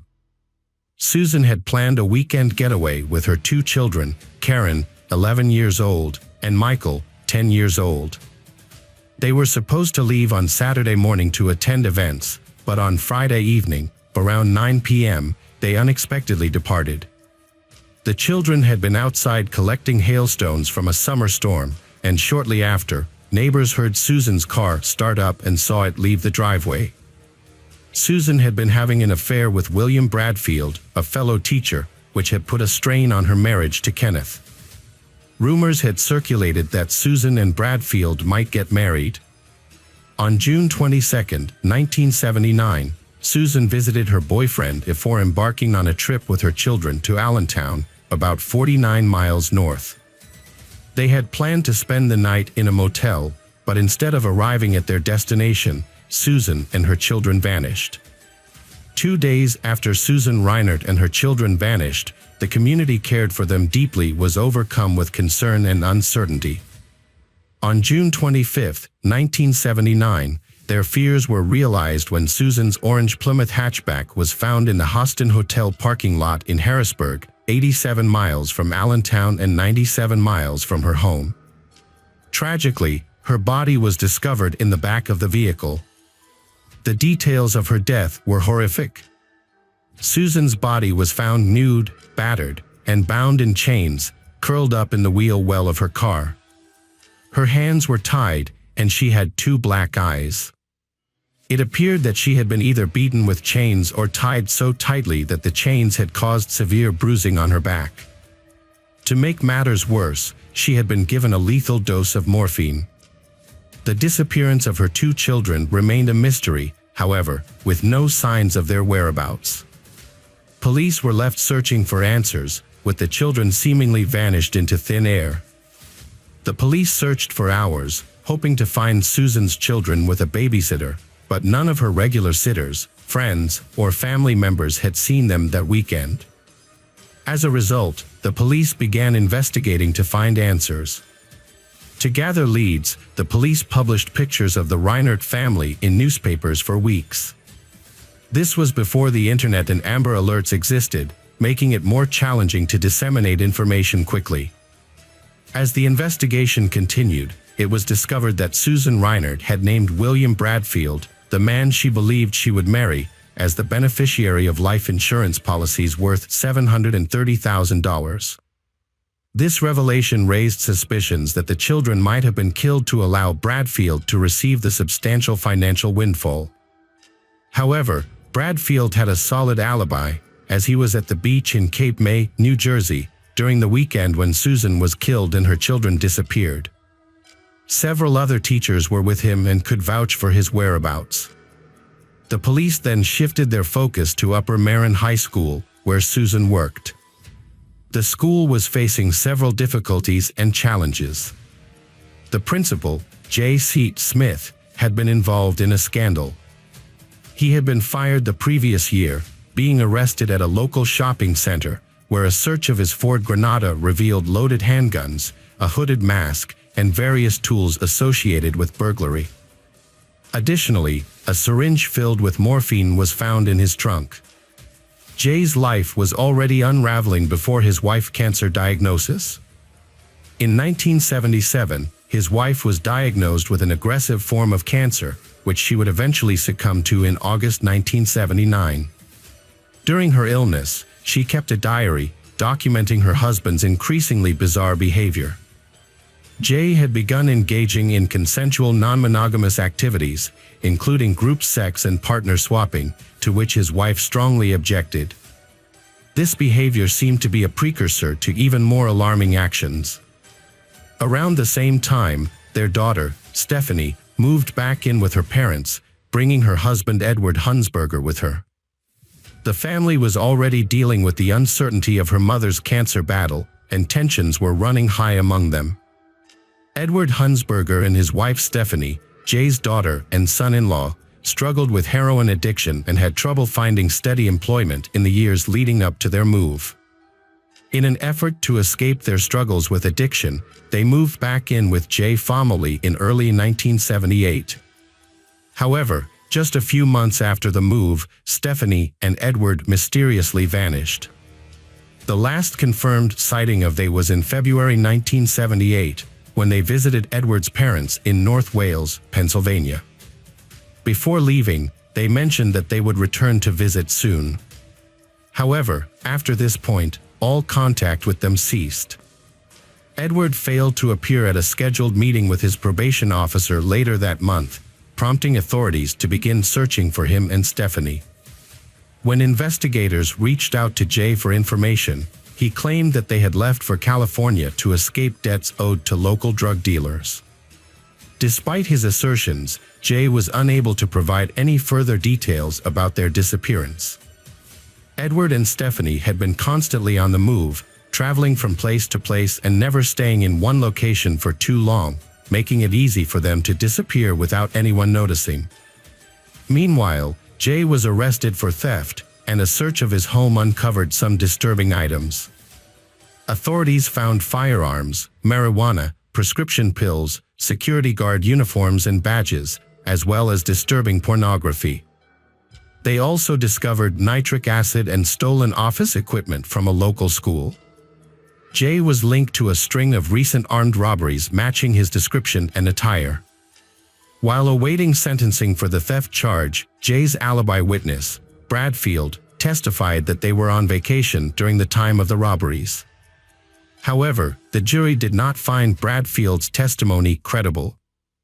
Jay had a notorious reputation at Upper Merion, earning him the nickname, the Prince of Darkness. This was especially relevant in the investigation of Susan's death, which was caused by strangulation or suffocation.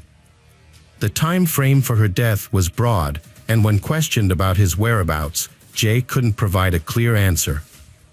The autopsy found that Susan's body had an extremely high amount of morphine, roughly 10 times the amount needed to be fatal, which indicates that her overdose was likely a deliberate act. As the investigation into Susan's death continued, Jay was found guilty of a series of store robberies in the late 1970s. He was sentenced to 2 to 5 years in prison on June 25, 1979. However, even behind bars, Jay remained a key suspect in the investigation into Susan's death. The police began to dig deeper into his past, uncovering a disturbing discovery. Jay's daughter and son-in-law had gone missing in similar circumstances to Susan and her children. There were two main connections between Jay and the disappearances. Firstly, large quantities of morphine had been discovered in Jay's house a few months earlier. Secondly, a plastic comb with Jay's military unit was found in Susan's car. The disappearances of Jay's daughter and son-in-law shared striking similarities with the disappearance of Susan's children. The investigation revealed a shocking series of events that had a lasting impact on the public. However, the most shocking revelation was yet to come.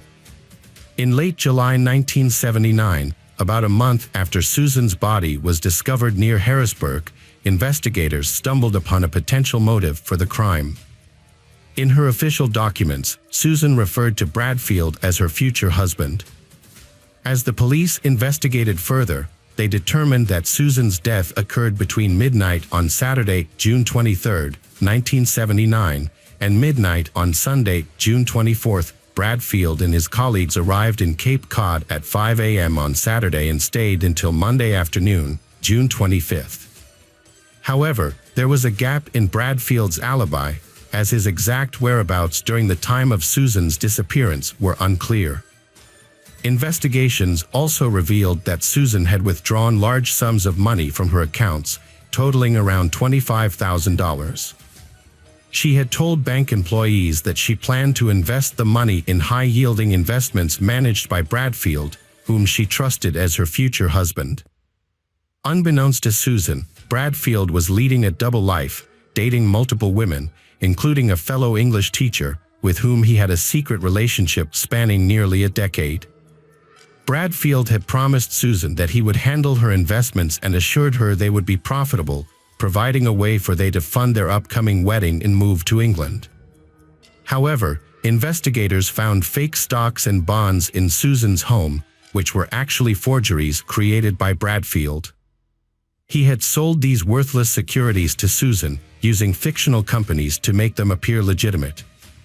This discovery added a new dimension to the narrative, revealing a significant financial motive. Bradfield was required to testify in a lawsuit in March 1980 but initially refused to answer questions, referring them to his lawyers instead.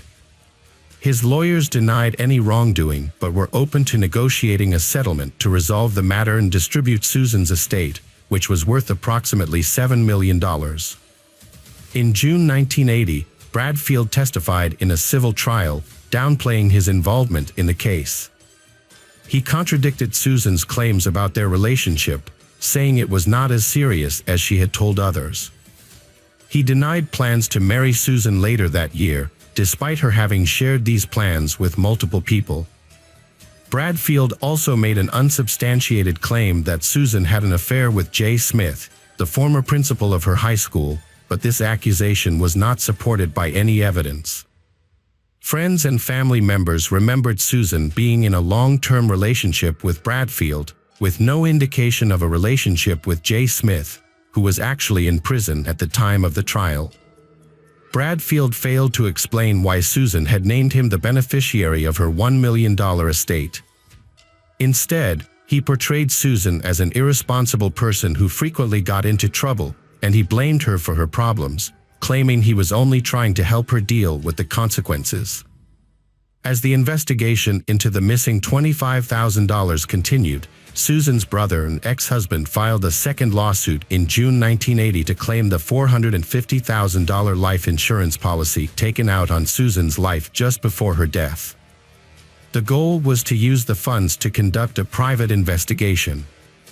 However, the case took a surprising turn when Bradfield was arrested on February 20th, 1981, and charged with 2 counts of theft and 1 count of conspiracy related to the $25,000. Wendy Ziegler, a former student of Bradfield's, was also charged as a co-conspirator in the case. Bradfield was released on bail on February 23, 1981, and was set to go on trial the following month. However, the trial was preempted when the original civil lawsuit was settled out of court. As a result of the settlement, $36,000 from Susan's estate was set aside to cover the costs of further investigations into the disappearance of the children and to contest certain provisions of Susan's will. Bradfield's 5-day trial ended on August 3, 1981, with a guilty verdict for theft. The prosecutor, Edward Weiss, requested that Bradfield's bond be increased from $25,000 to $75,000 due to concerns that the conviction would increase the risk of him fleeing, particularly in light of potential murder charges. Judge Robert A. Wright granted this request.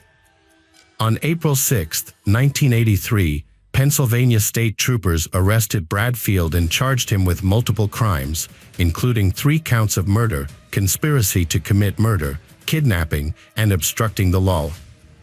A grand jury found evidence that Bradfield was aware of the plot to kill Susan and her children and had likely participated in these crimes. Although J.C. Smith, a suspected accomplice, was not charged at that time, a confession from a fellow inmate, Proctor Noel, implicated Bradfield. Noel stated that while playing chess with Bradfield in prison, Bradfield revealed his involvement in the murders. Despite the lack of direct physical evidence linking Bradfield to the crimes, prosecutors felt they had a strong case against him.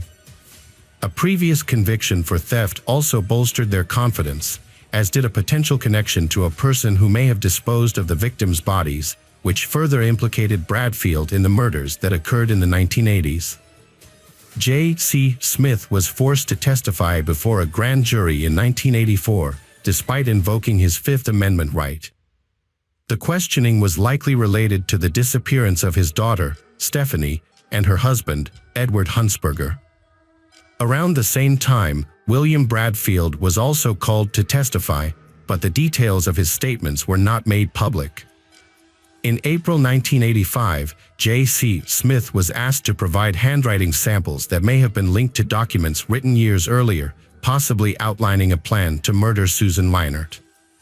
This led to Jay's arrest on June 25, 1985, exactly 6 years after Susan's body was found.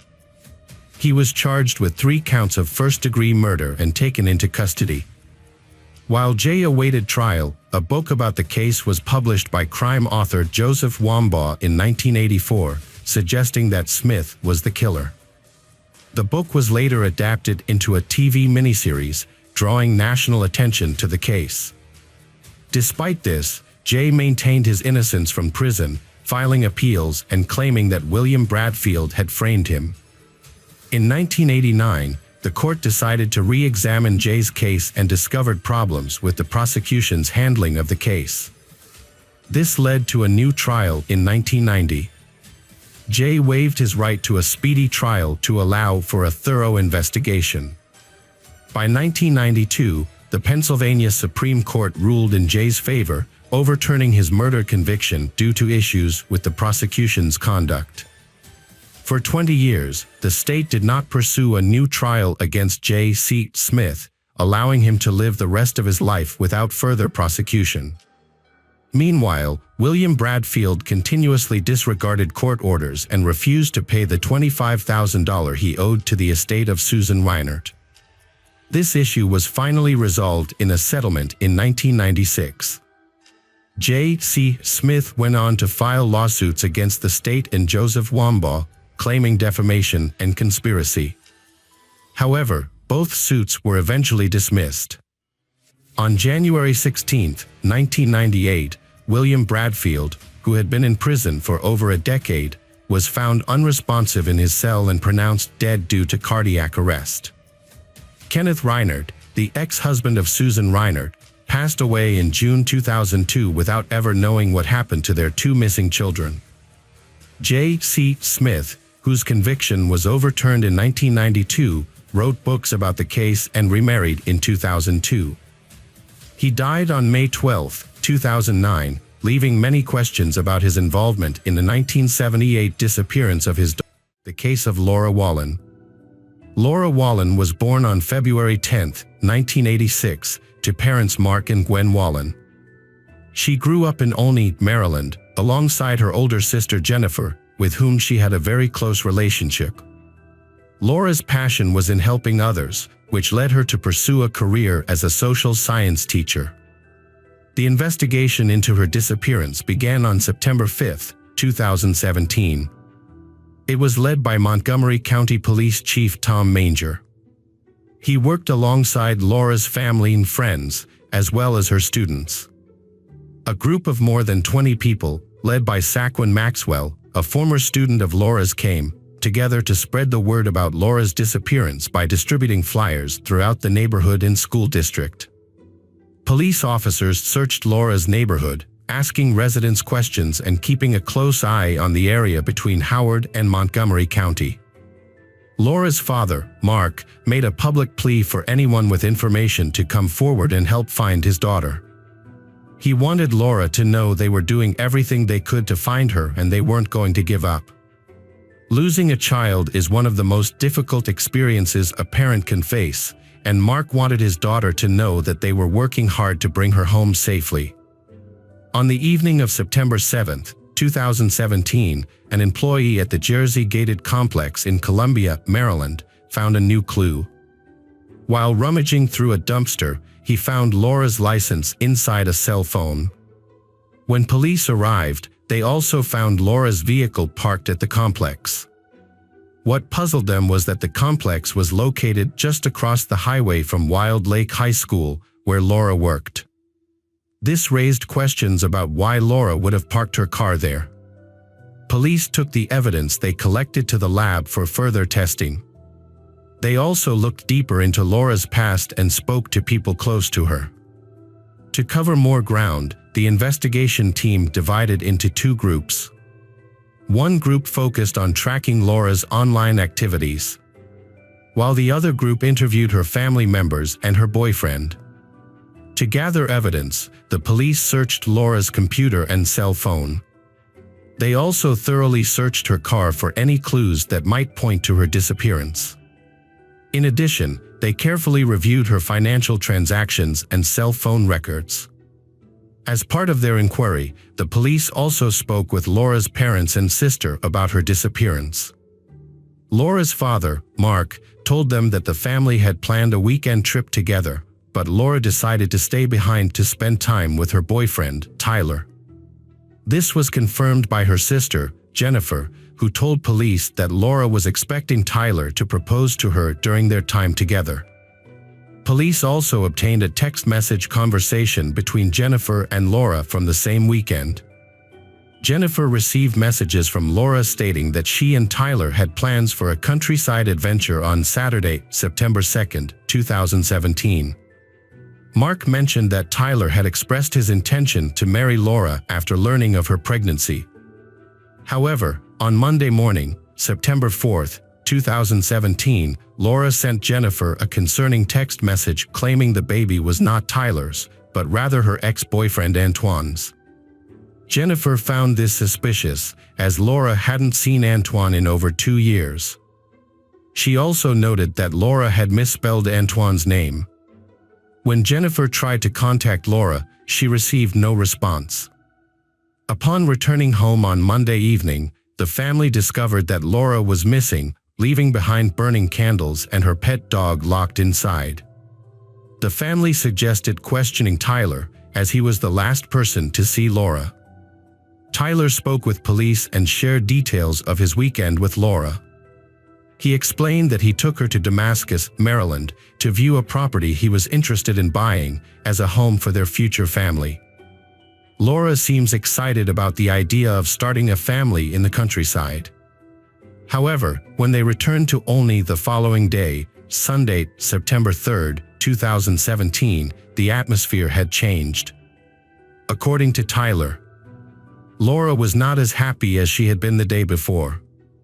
He revealed that they had an argument in Damascus, but he declined to elaborate on the disagreement.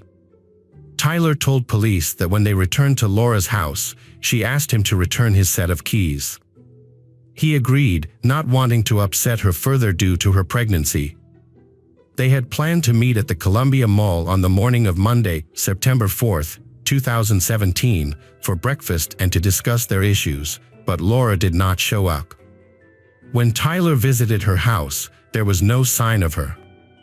Tyler initially told the police that he was unable to enter Laura's home because he didn't have a key. However, this statement was false. The neighbors reported seeing Tyler walking Laura's dog on Monday, September 4th, at 2:30 p.m., which directly contradicted Tyler's claim. This raised a question for the police. If Tyler didn't have a key, how was he able to enter the home to take the dog for a walk? As police dug deeper, their suspicions about Tyler grew. They asked for and received permission to review his phone records. They also secretly placed a tracking device on his vehicle to monitor his movements. During this time, the police continued to search for Laura, fearing the worst but they hoping for the best and that she would return safely. The investigation uncovered some crucial information.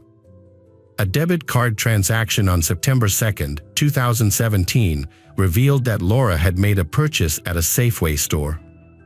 Surveillance footage confirmed that Tyler and Laura were together that evening. Analysis of their phone records showed that both their phones were in the same locations from that Saturday evening, but on Sunday, Laura's phone suddenly stopped moving. This finding, combined with the tracking device revealing Tyler's frequent visits to a field in Damascus, continues to imply Tyler is involved in Laura's disappearance. Tyler's phone records showed that he had texted a friend on Sunday evening, asking for a ride to help clean up a mess, but the friend declined. Further investigation revealed that both Tyler's and Laura's fingerprints were found on her vehicle, cell phone, and license, which were discovered in a dumpster in Columbia. This new evidence led police to bring Tyler in for additional questioning. Police asked Tyler about his involvement with Laura's cell phone and the presence of his fingerprints on her belongings.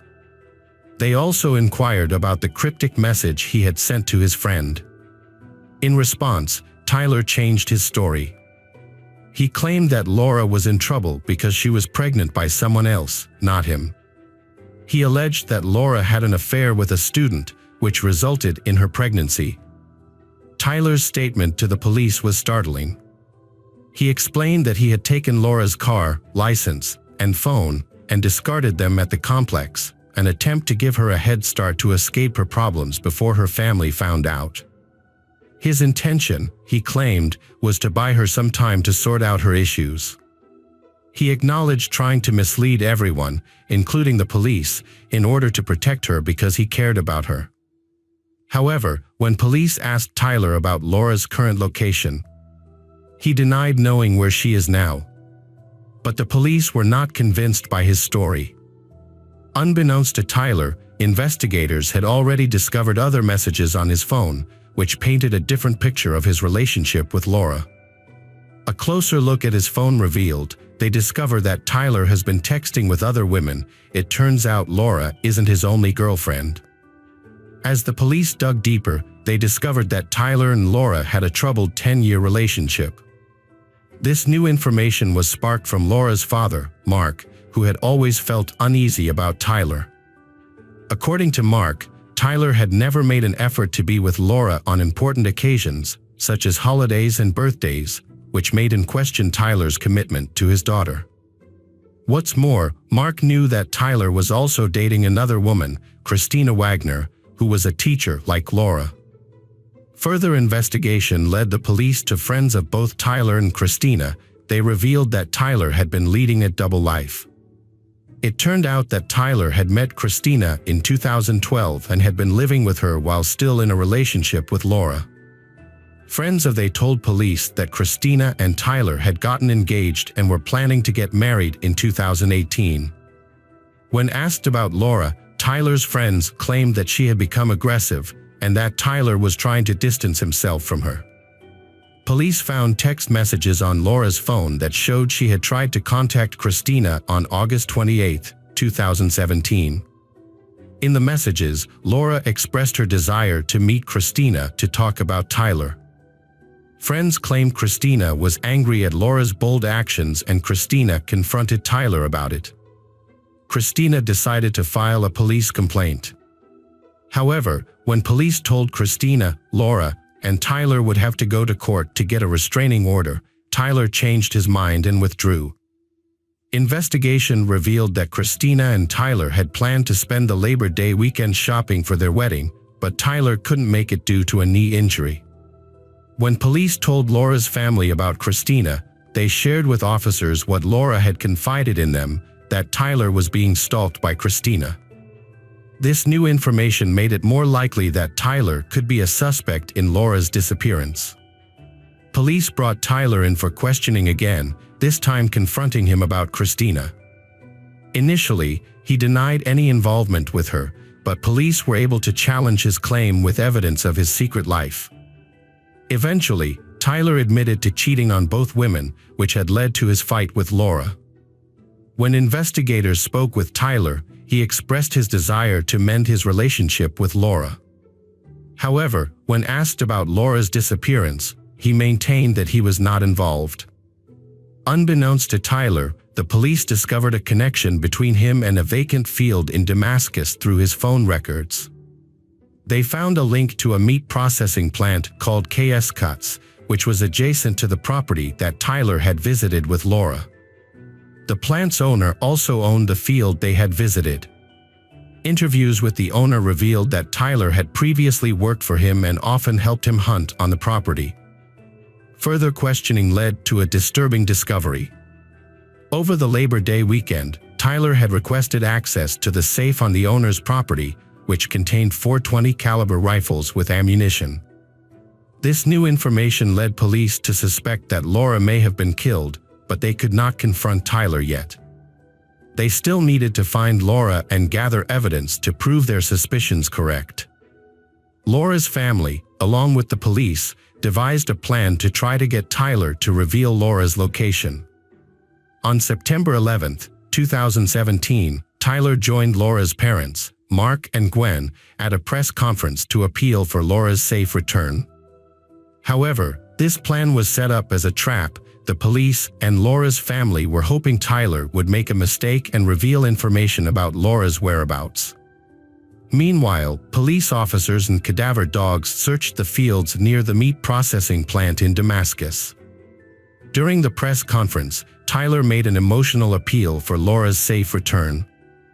In his speech, he hinted that Laura shouldn't be ashamed of anything she'd done wrong.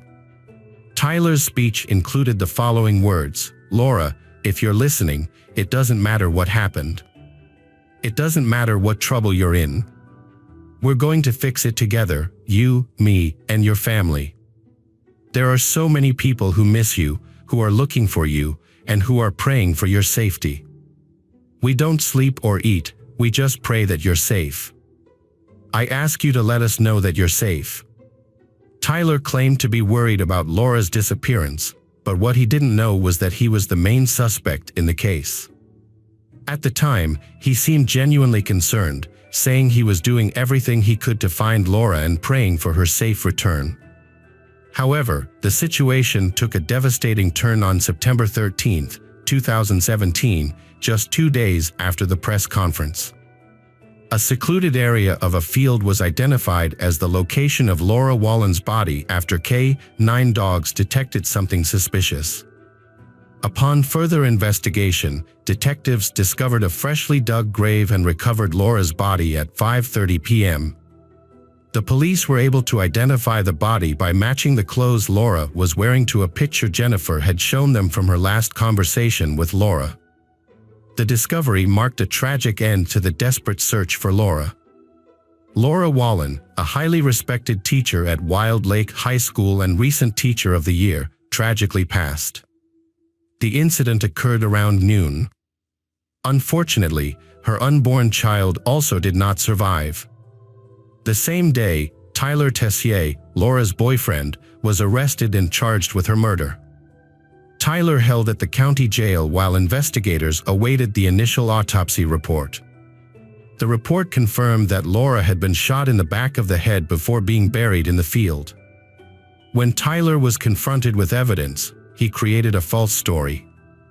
He claimed that on Sunday evening, he and Laura were at her house when a group of African-American men burst in, took them hostage at gunpoint, and drove them to Damascus.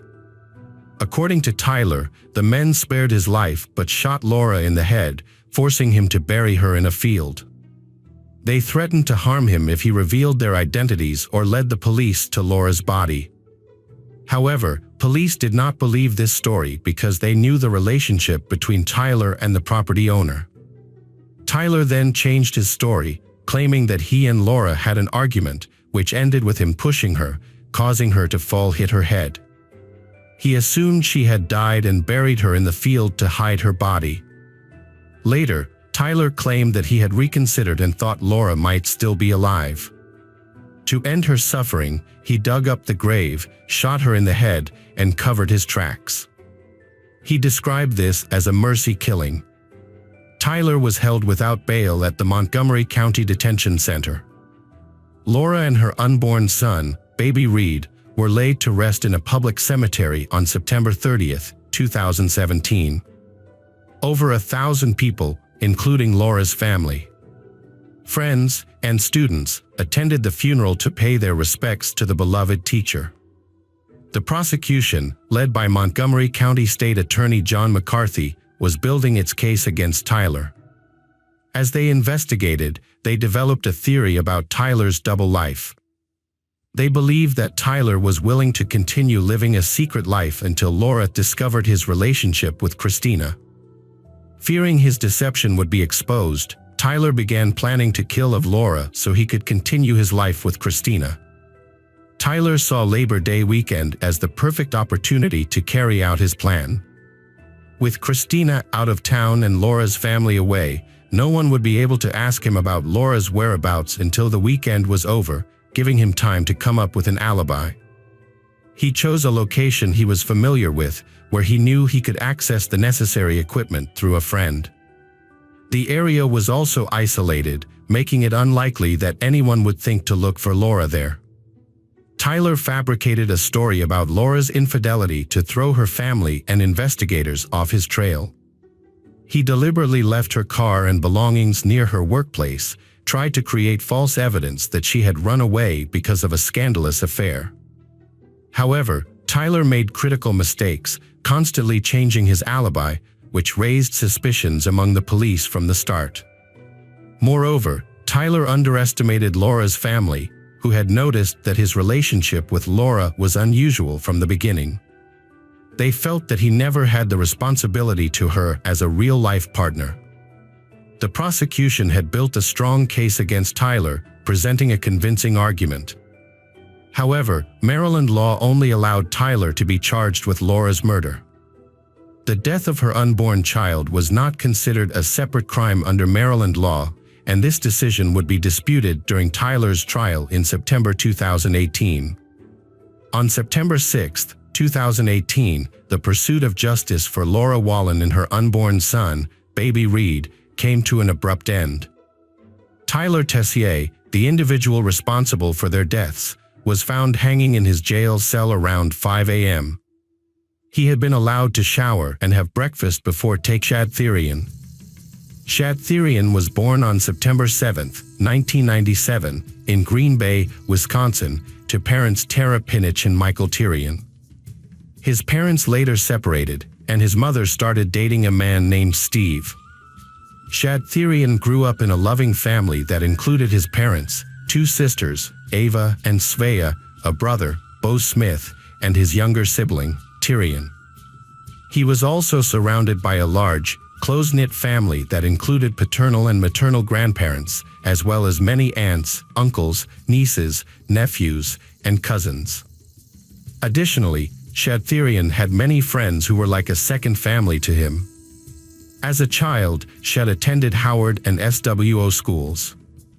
However, he later decided to help out with the family business, working alongside his father and grandfather.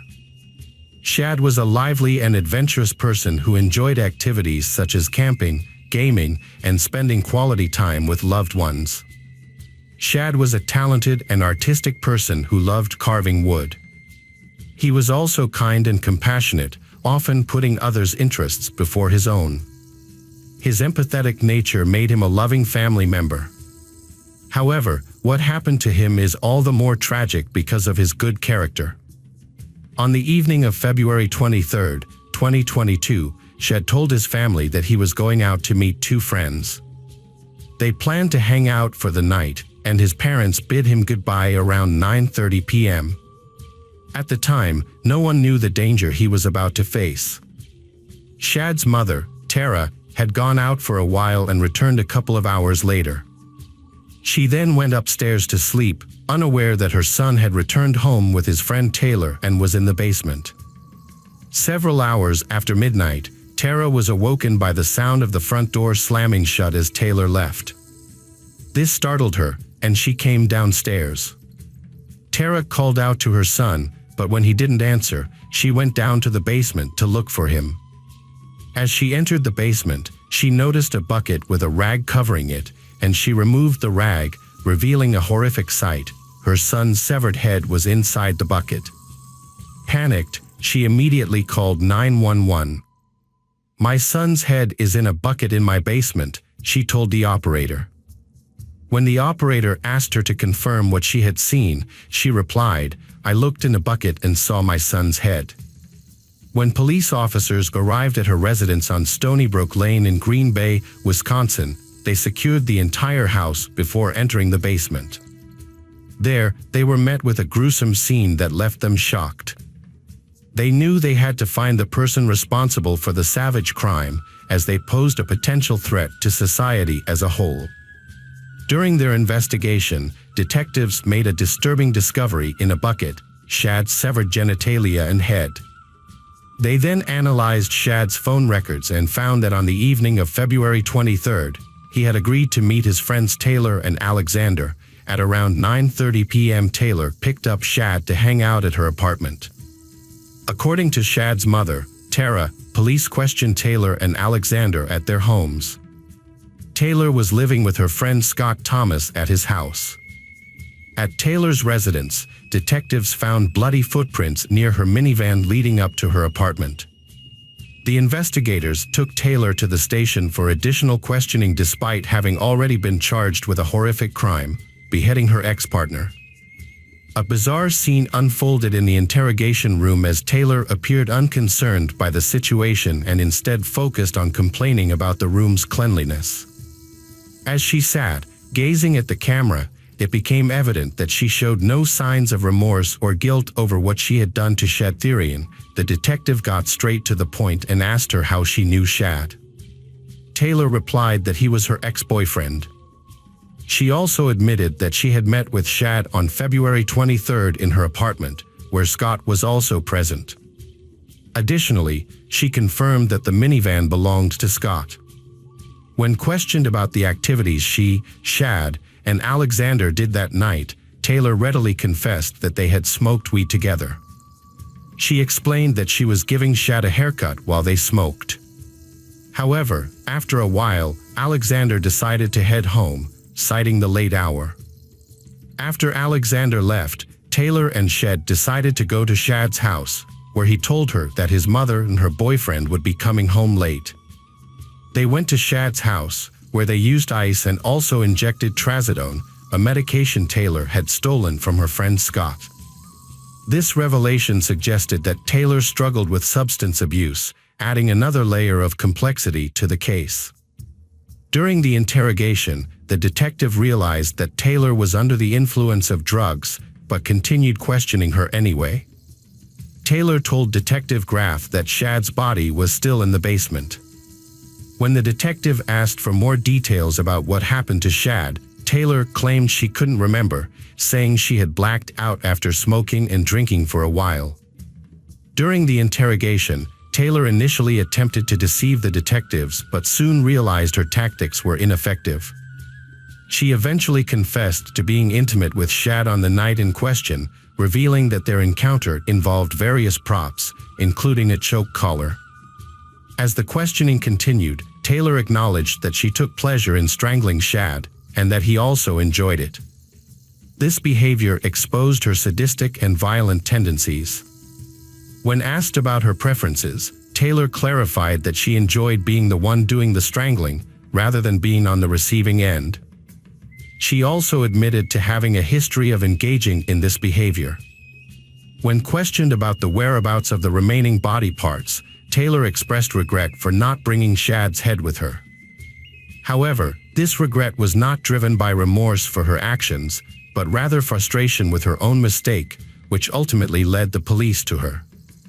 The detective was surprised by her straightforward answers, which detailed the dismemberment of Shad's body. Taylor explained that some body parts were in the van, while others were in the basement. What was more astonishing was her lack of remorse after committing such a heinous crime. The conversation then shifted to the whereabouts of the body parts and organs. Taylor explained that they were all in a black bag. The detective wondered if they would need to take the head to a separate location, to which Taylor replied that it would be difficult to dispose of all the organs. The detective suspected Taylor's behavior was indicative of a disturbed psyche or mental health condition, hindering her emotional response to the crime. Alternatively, she might have been under the influence of drugs, triggering her to act on intrusive thoughts. During the interrogation, Taylor giggled and laughed while providing details of the crime, displaying a disturbing nonchalance. She casually admitted to dismembering her ex-lover with kitchen knives and not disposing of the body parts due to laziness.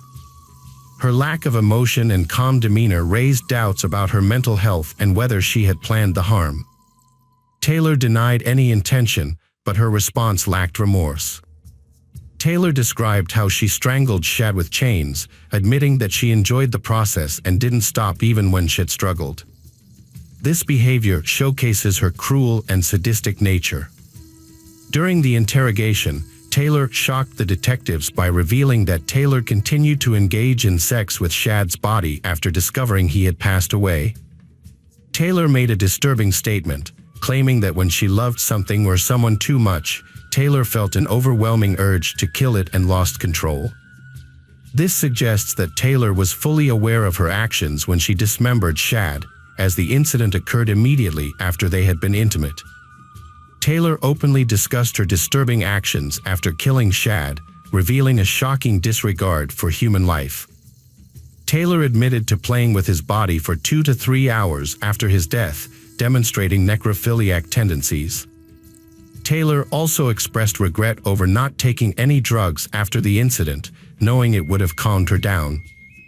During the dismemberment and cleanup process, she became frustrated, but later claimed to have enjoyed it. Taylor explained that she was in a state of panic after the incident and didn't know how to react. She considered calling the police or an ambulance but didn't.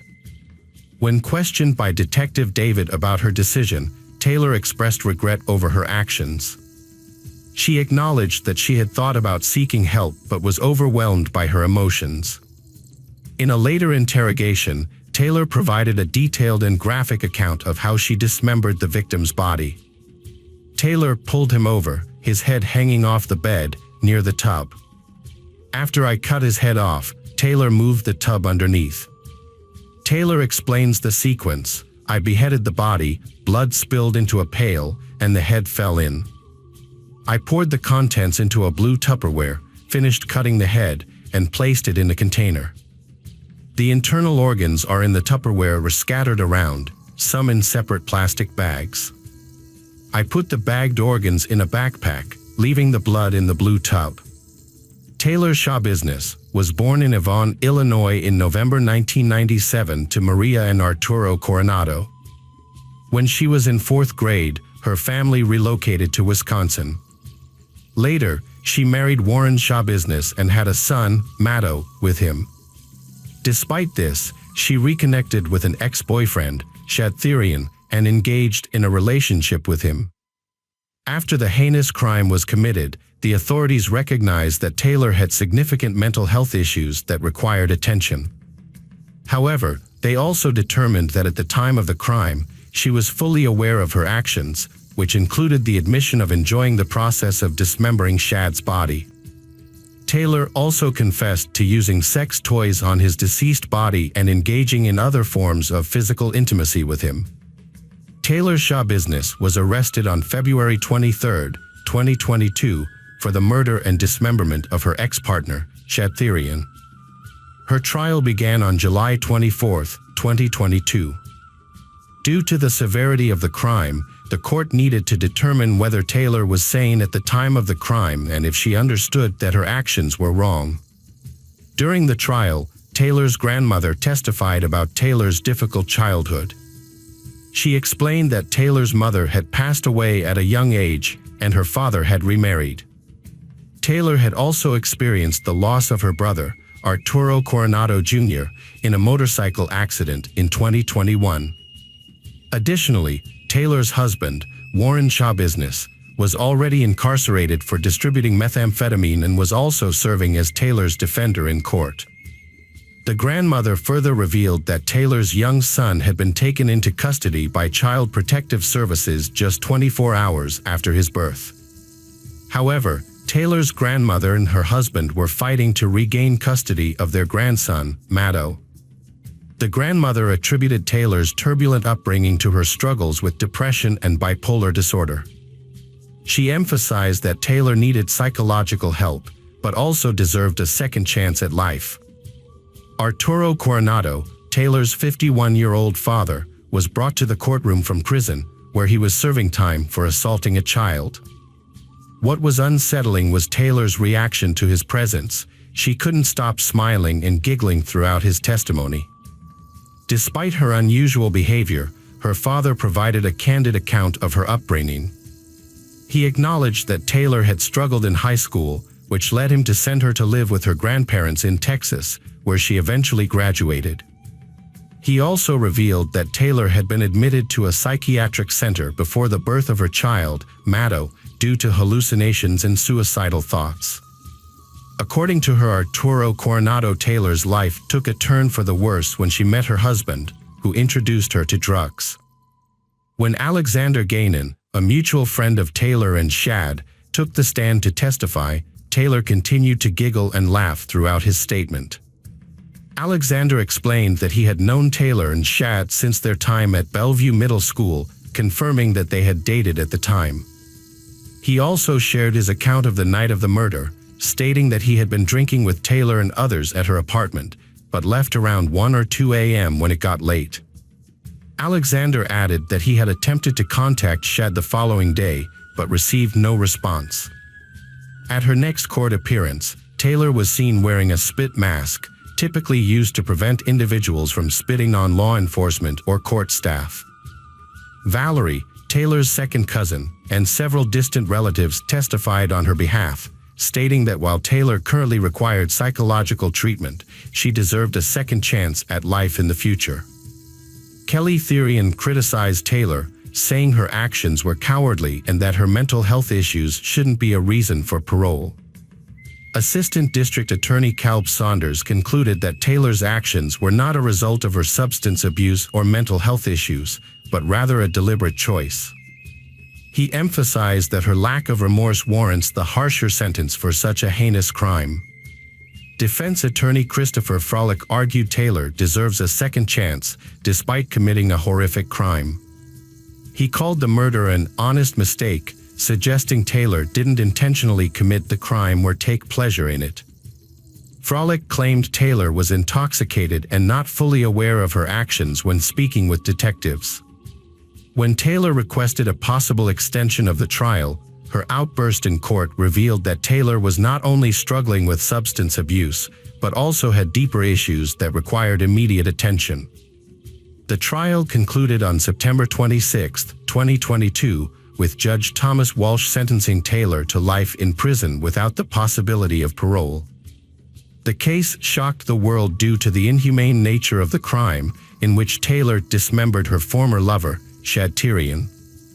What was even more disturbing was Taylor's apparent lack of remorse or guilt for the heinous crime she had committed.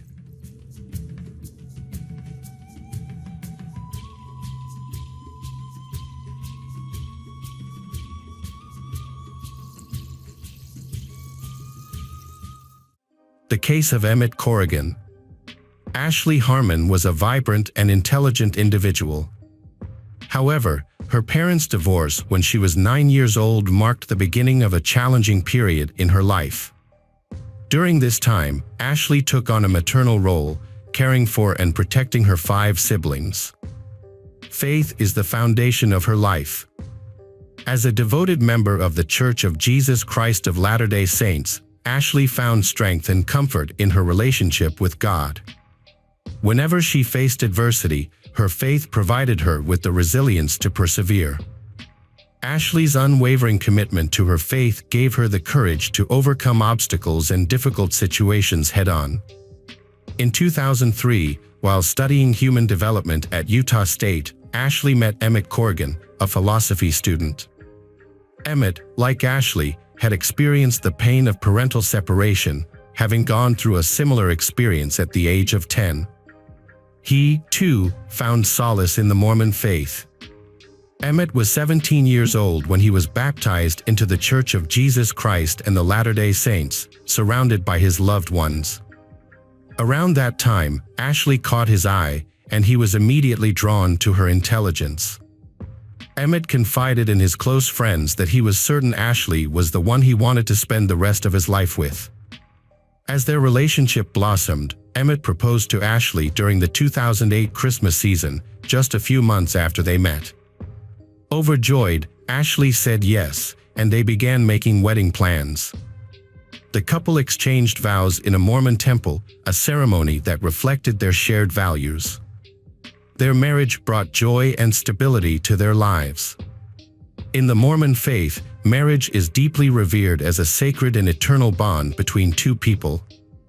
Mormons believe that this bond transcends mortality, continuing even after death.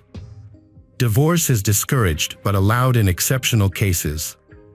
In 2005, Ashley and Emmett welcomed twin daughters, marking the beginning of their parenthood journey. They were ecstatic to take on their new roles. Emmett cherished every moment spent with the girls, embracing fatherhood. Ashley was thrilled to be living her dream life.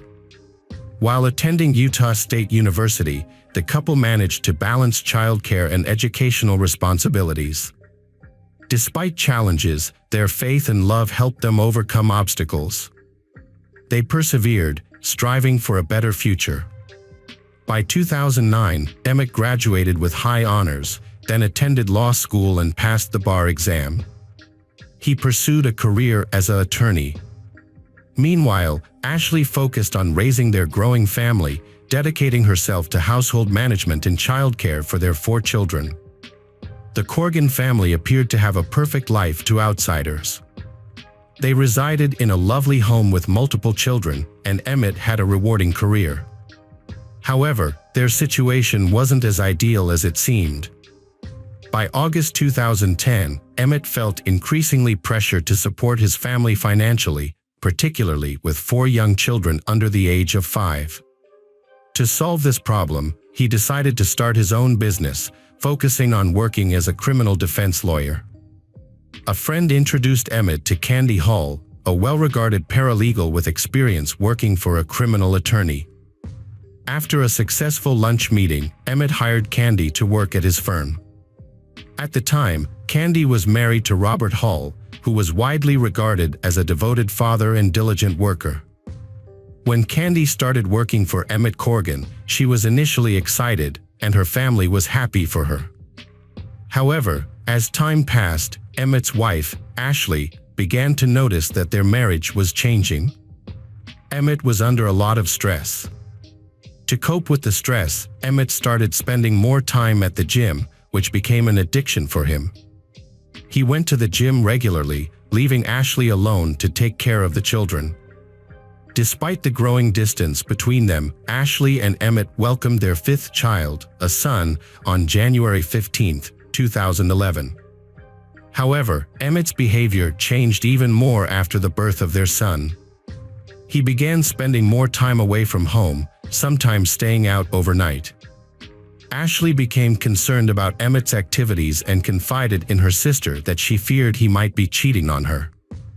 Meanwhile, Candy, Emmett's assistant, was also experiencing problems in her marriage. Her husband, Robert, was jealous of her working for a young and charismatic man like Emmett, which led to constant fighting and took a toll on their marriage. On March 6, 2011, Ashley and Emmett's 7th wedding anniversary had arrived, but Emmett was absent, claiming he had to attend a bodybuilding convention. Ashley was left alone with the children, feeling anxious about their marriage. She wondered if she was to blame for Emmett's unhappiness. Determined to improve things, she pushed on, as divorce wasn't an option. Ashley chose to address the issue directly. A few days later, on March 11th, she spent the entire day planning the perfect evening to reconnect with Emmett. She prepared his favorite meal, cleaned the house, and made sure the children behaved. At 6 p.m., Ashley had the table set, ready to greet him warmly. However, Emmett didn't arrive until 2 hours later. When Ashley approached him with a kiss, he turned away, further straining their relationship. Despite Emmett's cold demeanor and the growing distance between them, Ashley remained determined to rekindle their love. She believed their relationship was worth fighting for and was willing to do whatever it took to repair it. The family gathered around the table to eat. However, Emmett claimed he wasn't hungry, which was disappointing and hurtful to Ashley. As the rest of the family enjoyed their dinner, Emmett got up, saying he needed to go to Walgreens, but Ashley sensed something was wrong and asked him to stay. Emmett responded harshly and left, leaving Ashley feeling confused and hurt. Meanwhile, Emmett's assistant, Candy, was dealing with her own marital problems. Her husband, Robert, had decided to leave their home after their marriage reached a breaking point. Despite their love for each other, Robert believed it was best to start fresh and move on. That evening, Robert phoned his daughter to check if she was using Candy's car. She told him she wasn't. A few minutes later, while driving past Walgreens, she spotted her mother's car in the parking lot. She didn't think much of it and immediately called her father to let him know. Robert responded casually with, "Oh, okay." Unbeknownst to them, this ordinary-sounding conversation would have a profound impact on two families' lives forever. Ashley lay in bed, overcome with worry about her marriage. Despite her frantic texts and calls, Emmett remained unreachable. A nagging feeling in her gut left her uneasy. Around 1 p.m., a 911 call reported gunshots and a screaming woman in a Walgreens parking lot, prompting a swift police response. Upon arrival, the first officer was met with a disturbing scene, a lifeless man on the ground and a wounded person clutching their head in pain. Police sought to speak with Candy Hall, who was present at the scene. She identified the wounded person as her husband, Robert, and the deceased as her boss, Emmett. Emmett had suffered fatal gunshot wounds to the head and chest. Shortly after his body was discovered, Ashley was awakened by a knock on the door from the police. Ashley was stunned and inconsolable, unable to comprehend the events that led to this tragedy. After the police informed Ashley of her husband's death, a detective inquired if she was familiar with Robert and Candy Hall. Ashley stated that she knew Candy as Emmett's assistant but suspected an affair between Candy and Emmett. The police took Candy Hall from the Walgreens parking lot for questioning to piece together the events leading to Emmett's death and Robert's head injury. During the interrogation, detectives asked Candy if she had a romantic relationship with her boss, Emmett. She denied it, also refuting any intimate encounters between them. Candy claimed she went to Walgreens that night to collect a prescription and coincidentally met Emmett. After that, she and Emmett decided to take a drive. While driving to a gas station, Candy received a call from her estranged husband, Robert. She told him she was with Emmett, which led to Robert expressing jealousy and making a threat against Emmett. Candy and Emmett arrived at Walgreens after what felt like an eternity. As they stepped out of the car, Candy saw Robert standing at the entrance. He looked visibly angry. An intense argument broke out between Robert and Emmett, leading to a physical fight. Then, 3 shots were fired, and both men fell to the ground. Candy saw the gun, picked it up, and threw it aside. When questioned by detectives, Candy claimed she didn't know who fired first. After Robert received treatment for his superficial gunshot wound, detectives interviewed him. They told Robert they found a gun at the scene and asked him who it belonged to. Robert admitted the gun was his and explained that it fell from his pocket during the fight with Emmett in the parking lot. Robert alleged that Emmett dove for the gun, triggering a struggle, and Emmett shot him in the head. However, Robert couldn't recall who shot Emmett during the struggle. Given Robert's head wound, detectives weren't surprised by his hazy memory. Nevertheless, they wondered if Emmett was indeed the one who fired first, considering he was the one who ended up dead. To investigate the shooting in the Walgreens parking lot, detectives reviewed the security footage. At 9:55 p.m., Robert Hall arrived in the parking lot. A minute later, he entered the Walgreens store and quickly moved through each aisle, appearing to look for someone. He left the store at 10:06 p.m. and parked his car next to Candy's, waiting there for a few minutes. About 10 minutes later, Emmett's truck entered the parking lot. However, the actual shooting was not captured on camera. Candy, Emmett's assistant, initially denied being in a romantic relationship with Emmett. However, their co-workers suspected otherwise. Co-workers reported seeing Candy and Emmett spending a lot of time together in Emmett's office with the door closed. 3 weeks after Candy was hired, on the day Emmett was shot, detectives discovered that Emmett had accompanied Candy to the public defender's office to discuss her divorce from Robert. During the investigation into Emmett's murder, crime scene investigators searched Emmett's vehicle and found steroids in the glove compartment. This discovery didn't surprise Emmett's loved ones. When Candy gave her statement, she described a shot cadence that led detectives to believe Robert shot Emmett twice before shooting himself in the head. Based on this evidence, detectives obtained an arrest warrant for Robert Hall, charging him with first-degree murder. Robert Hall was arrested and charged with Emmett's murder. The consequences of Robert Hall's actions were severe, with a possible conviction of first-degree murder carrying a sentence of either life in prison without parole or the death penalty. Prosecutors argued that Robert Hall was driven by anger towards Emmett, who had been having an affair with Robert's wife, Candy.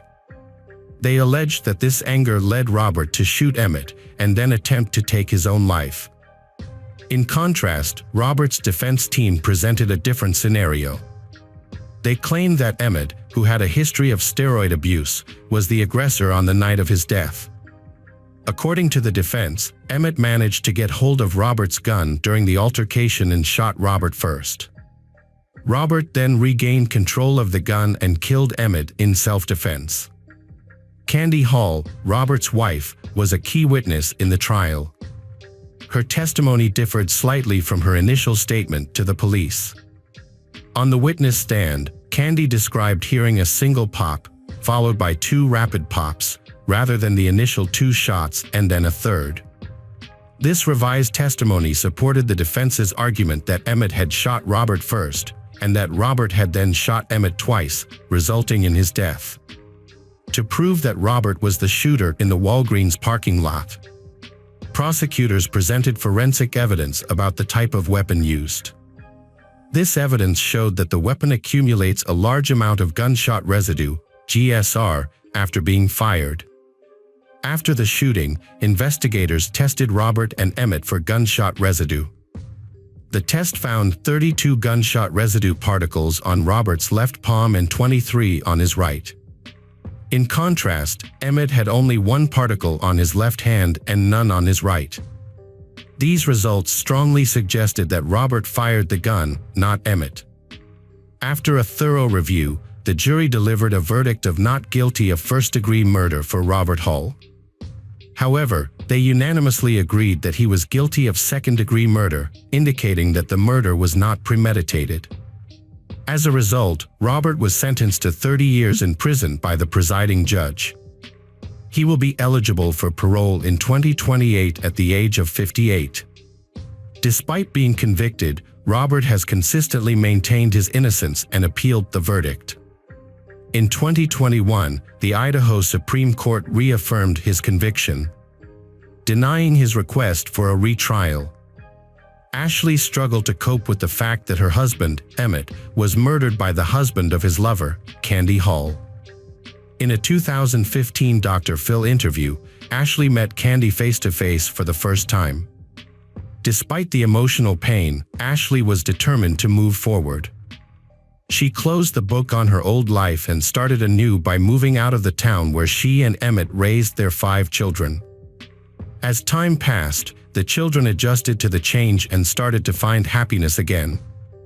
Ashley eventually remarried and had 2 more children. She currently blogs to support trauma victims.